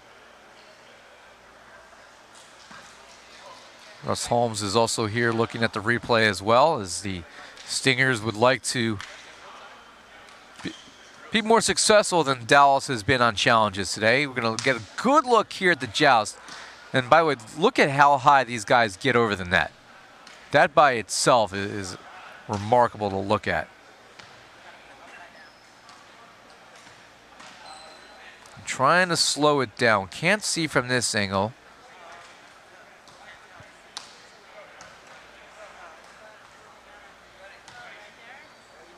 Right there as the best angle. You see Dennis's, oh my God, Dennis's chest is above the net there. I guess when you're 6'11", that's plausible. I mean, we got to ask Sean Dennis. He had the best view in the house. I think it got him a margarita. He was up there just pedestrian. Bird's eye view. Literally bird's eye view. And they're saying it's inconclusive. So we've had a few of those today where maybe the player has an argument and they might be right in actuality, but there's just not enough of that video evidence to overturn it. And so the call on the floor stands. That's exactly what happens here. The call on the floor will stand, and Romero, well, I should say Mencia believes that he is correct. He's going to lose this argument. A side out will go to Peter Knoll and company for Dallas. And laying out for that pass. Storm slugs it through the block. Great play by the libero Rivera Morales to get that up, and then another kill for Storm as he is well into double figures now. That makes him the third player, along with Mencia and Romero, who have get there today as they add to their averages. Deep serve by Dennis. Here's Chapman. That's blocked back. Chapman's ready for it. Felix again. And Felix misses wide.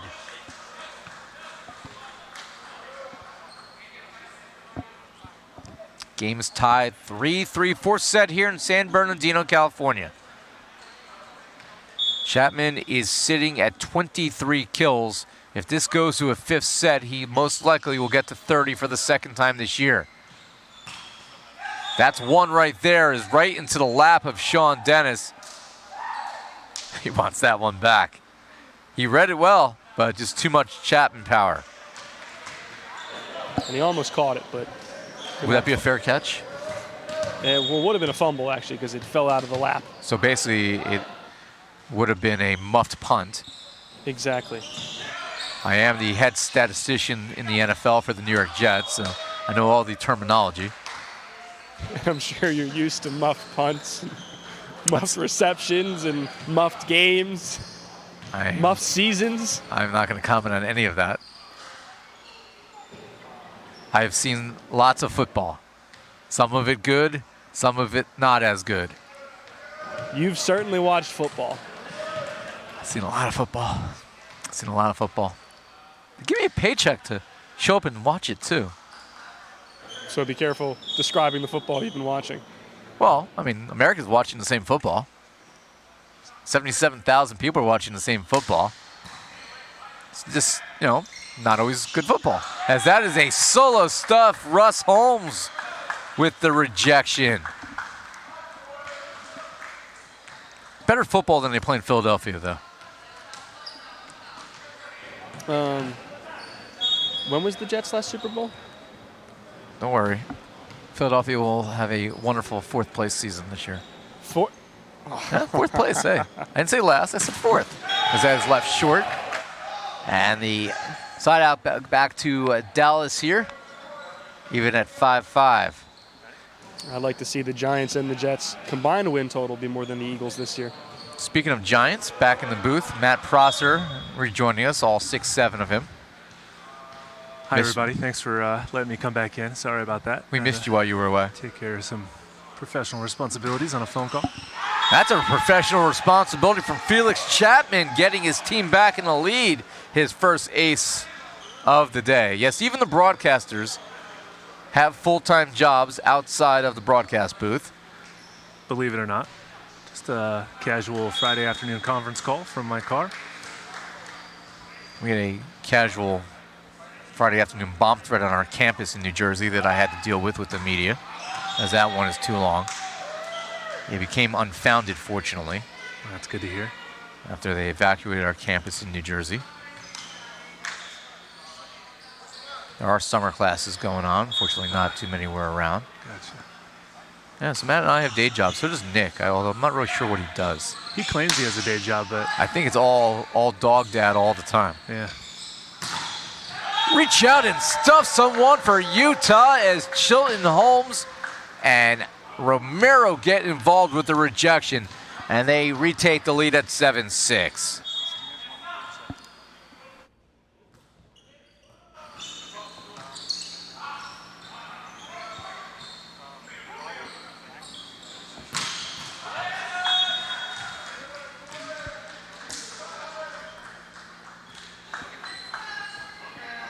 That is another kill. Romero has now reached Sweet 16. That's I believe a season high for him.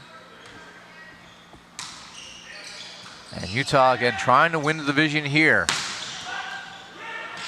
That one cannot be saved on the overhand attempt there from Morales. So McKenzie picks up his third kill. He's been genuinely quiet, but he's played good defense, which is what you want out of your OH2.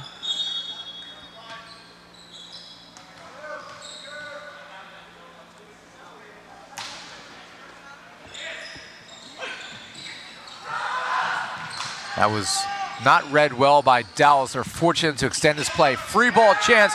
Nobody picked it up initially. Chapman trying to capitalize. Over ball right to Chike Operum.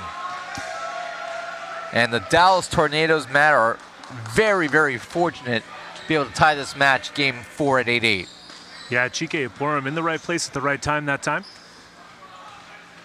Got the fortuitous overpass right into his lap, and he was able to take care of that one.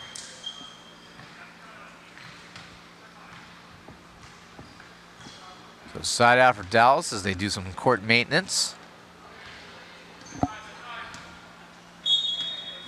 If Dallas loses this match today, they're going to be paying very close attention, not only to tomorrow's match between Utah and Colorado. That's a big rejection there from Operum and Quiones.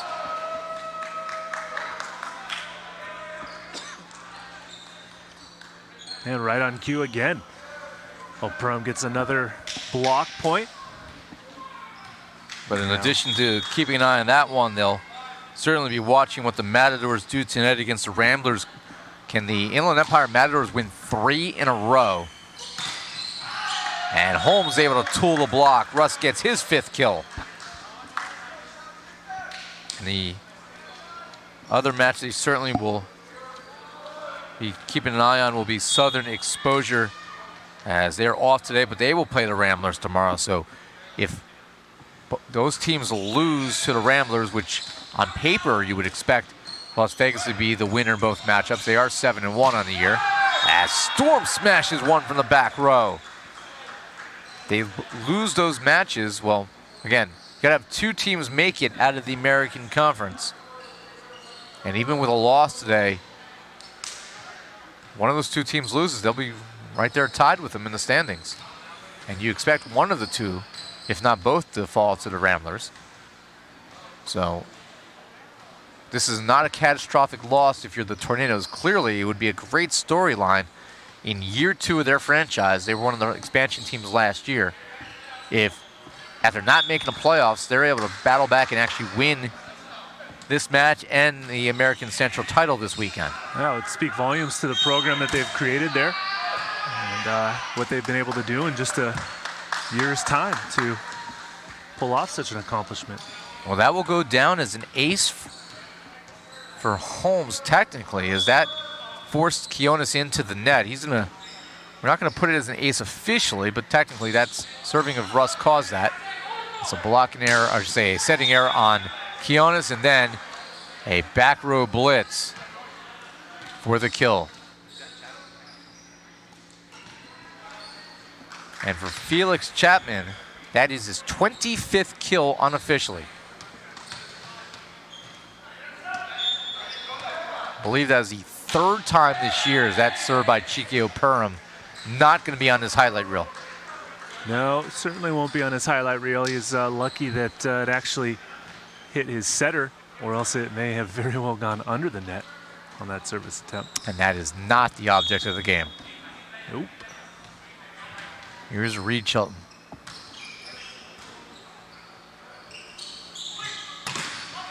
Splits the block, covered by Chilton.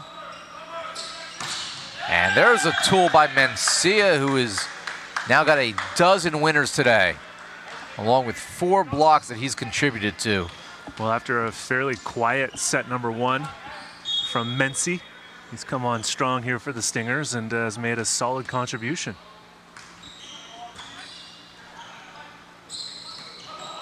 Grosh, that's dug up by Utah. Mencia swinging again. Dug up by Schuldenberg, and then Chapman just down the line with the dagger.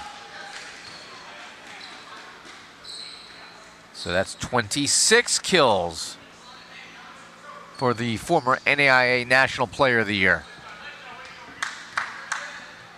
I think you're having fun with your unofficial stats. You're very busy, especially on Chapman's stat line. You know, I made a really bad mistake early on. I only left 1 line for him, and then I had to add more space.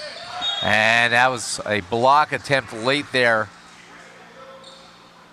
by Knoll, but that's a tool. So put down another kill for Mencia. Gives him 13 unofficially. Yeah, I should have left a whole page for Chapman. That was just a rookie mistake by me.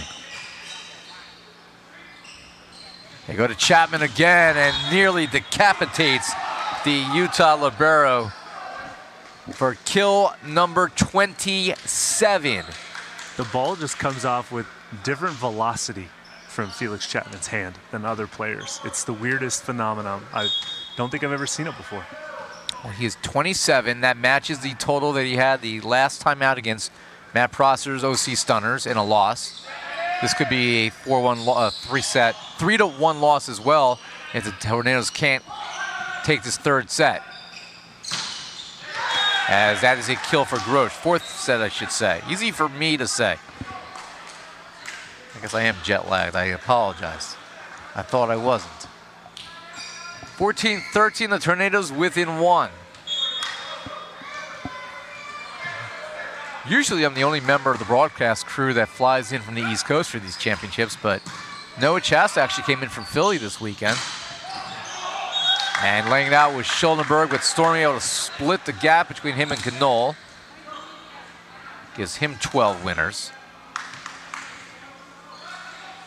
And Noah actually got here before me. That's because you just made a stop in Houston. I did make a stop in Houston. 9-hour forced layover. I think we'll see an Astros game. Did you get to see the whole game? Saw the whole game. Wow. I spaced my flight out. I landed at 8:30 a.m. Central Time. Left Newark, New Jersey at 6 a.m., which means I left my house at 3 a.m. Game was over by 4. Left the park. Oh, it was a matinee game. Got caught. It was camp day. There's campers everywhere. Yeah. They have camps in Houston. Summer camps. It's the summertime. I mean, kids' summer camps. Yeah. I thought you meant camp out like in the parking lot. I mean, I'm sure somebody probably did that. It wasn't me. Chapman is blocked back over on 1 here by Grosh. And Felix Chapman trying to slow down Mencia, but he wins that battle. And at 16-13, Utah up 3. We have reached a technical timeout here in game number 4. The Stingers trying to win the American Central Division. They'll do so if they can when we return.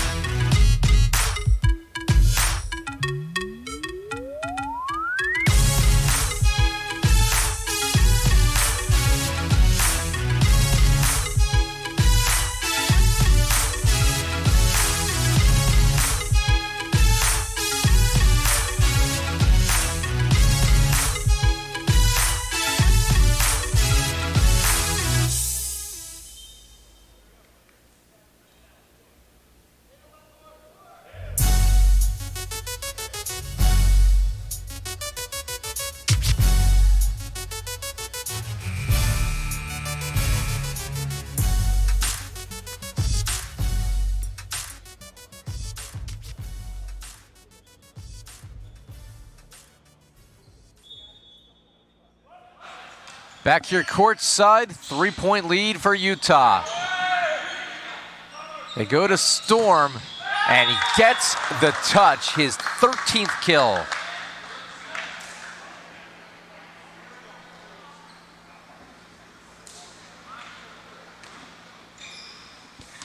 Sean Dennis pushes his team to a 4-point lead. And the first time today that Chapman has been blocked, and it's Russ doing the job along with Mencia.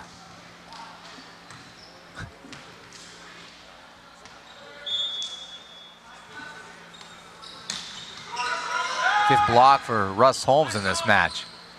Chapman with the roll as well read.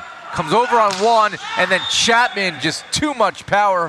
Holmes was there, but Chapman, the force he's able to generate off that is just wicked. And that is kill number 28. That is now the second highest total of Felix Chapman's NVA professional career. He has now put together this year efforts of 36, 28, and 27 kills. And the 28 and 27 have come in successive matches. Just remarkable.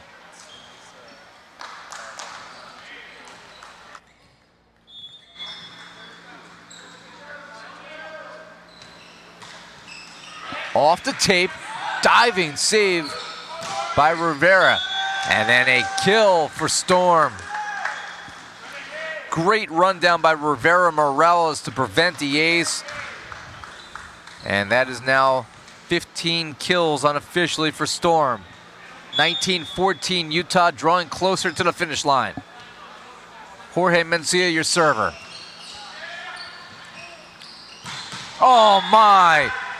Felix Chapman saying we aren't done just yet. Kill 29.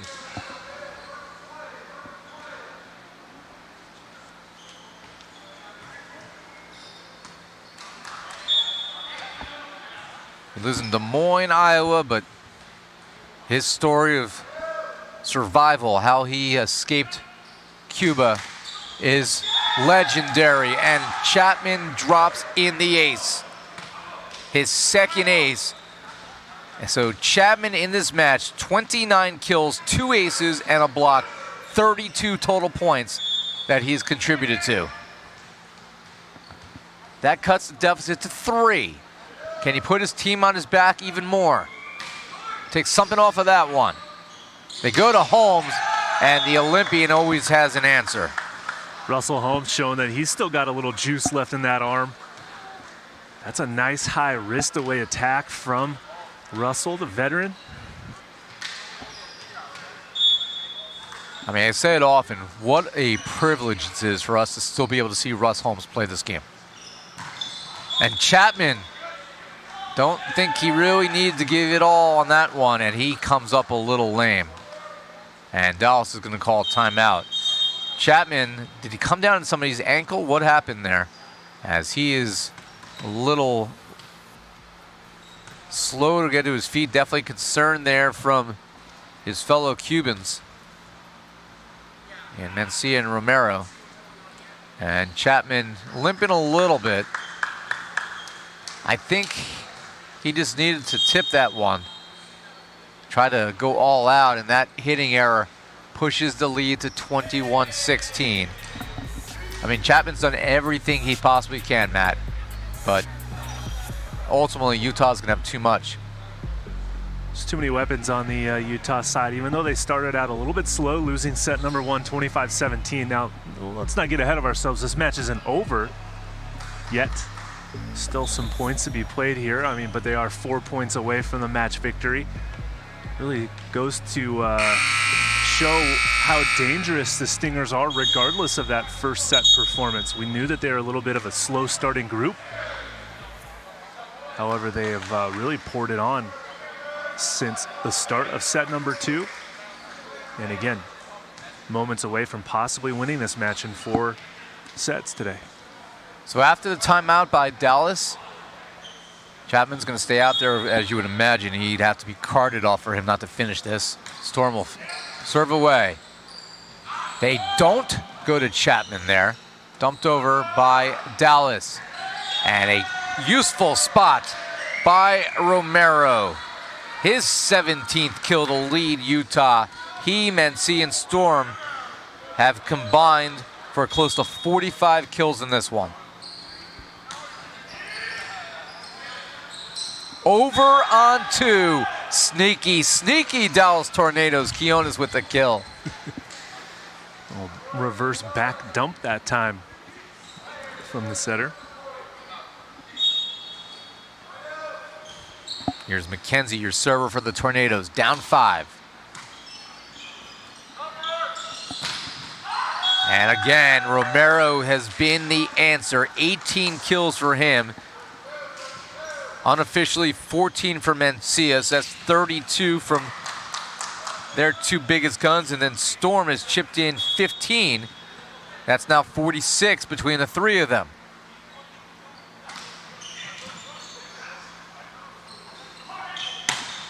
Cross court by Canole. Ping pongs off the ceiling, and that goes over on 1.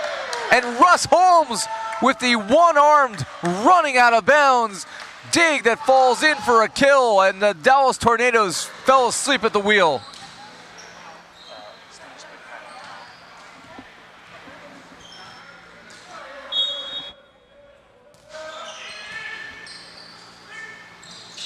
Chico Purim staves off elimination for a second on match point.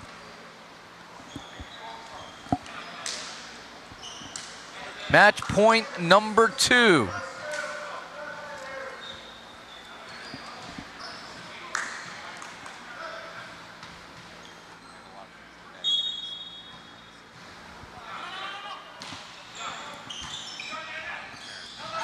And that will fall in on match point for Reed Chilton, and a 25-18 victory here in game number 4. And congratulations to the Utah Stingers with a 3-1 comfort behind victory today over the Dallas Tornadoes.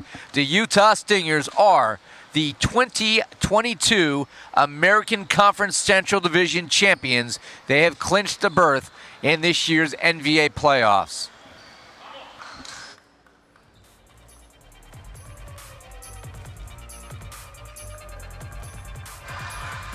The Utah Stingers improved to 5-4 on the year, as the Dallas Tornadoes will drop to 3-6 on the year. They're still alive for the playoffs because between them, as we were talking about earlier, Colorado Kraken, Southern Exposure, and the Inland Empire Matadors, well, 2 of those teams are going to qualify as at-large wildcard teams. And we will find out as this weekend progresses which of those squads will be the ones to get in. But it will be the Utah Stingers representing the American Conference Central Division, as they are the champions this year. They, of course, were the NVA champions during the COVID-shortened 2020 campaign. And maybe they're coming together here at the right time, as they were able to bounce back from a poorly played first set. 25-17 Dallas won. To win the next 3 fairly convincingly, they were down in the second set 20 by 2 points late at the 20-point threshold, came back and won 25-22, and then a pair of 25-18 victories closes out. And it was a well-rounded effort today. We talked about the numbers. 46 kills between Mencia, Romero, and Storm, but the play of Russell Holmes can't be discounted as well. Didn't get a lot of chances to swing. Finished with 7 kills and 5 blocks himself. But the man of the match today will be Jorge Mencia with a tremendous effort, 14 kills, 5 blocks, and he stands by as our man of the match, Matt Prosser, with the interview. Here with Jorge Mencia from the Utah Stingers match MVP. Jorge, congratulations on the victory. After losing set number 1, 25-17, what was the difference maker for you guys to then pull off essentially a 3-game sweep after that first one? First of all, thank you. I think the best of our team is how we work together to move on of the of our mistake. Tornado is a strong team. They have a strong spike, so we have to figure it out better to find better match, to help our team. This is how we move. This is how we move on. Well, speaking of Dallas Tornadoes, especially Felix Chapman, 34 points for him through 4 sets, compatriot of yours. What was the key to not necessarily slowing him down because he still scored his points, but really address him and the rest of the squad on the other side? I think Chapman is very strong. Spike, he's a good guy. He's good. I mean, good player.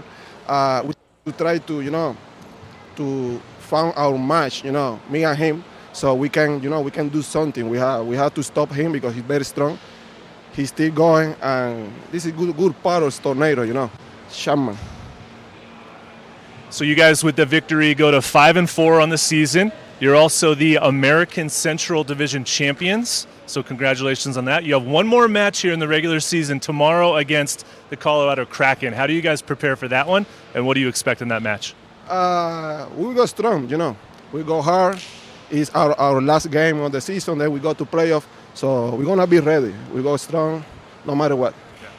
All right, well, congratulations on the victory. Well done by you and your team. Thank you. Jorge Mencia, your MVP of the match. Back to you, Ira. Thanks, Matt, and thank to Jorge Mencia, our man of the match. The Utah Stingers improved to 5-4 on the year. They will close the regular season tomorrow at 12 p.m. Pacific when they take on the Colorado Kraken.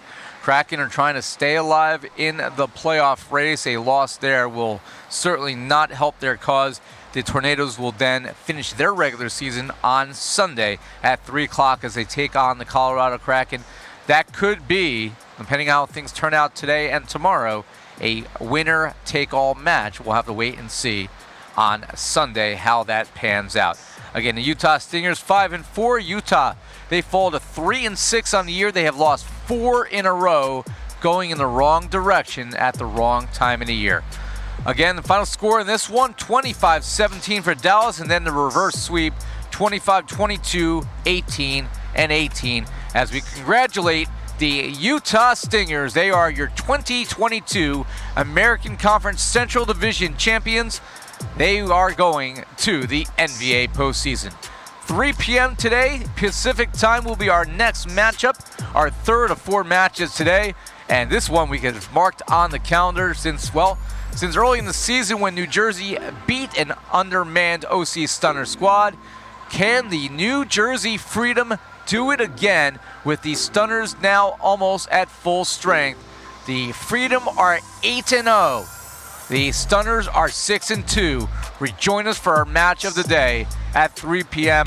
Pacific time. Until then, for my partner Matt Prosser and Noah Chess and our 4th member of our crew, Nick England, our entire production crew, I'm Ira Thor. Thanks for watching this broadcast of the National Volleyball Association.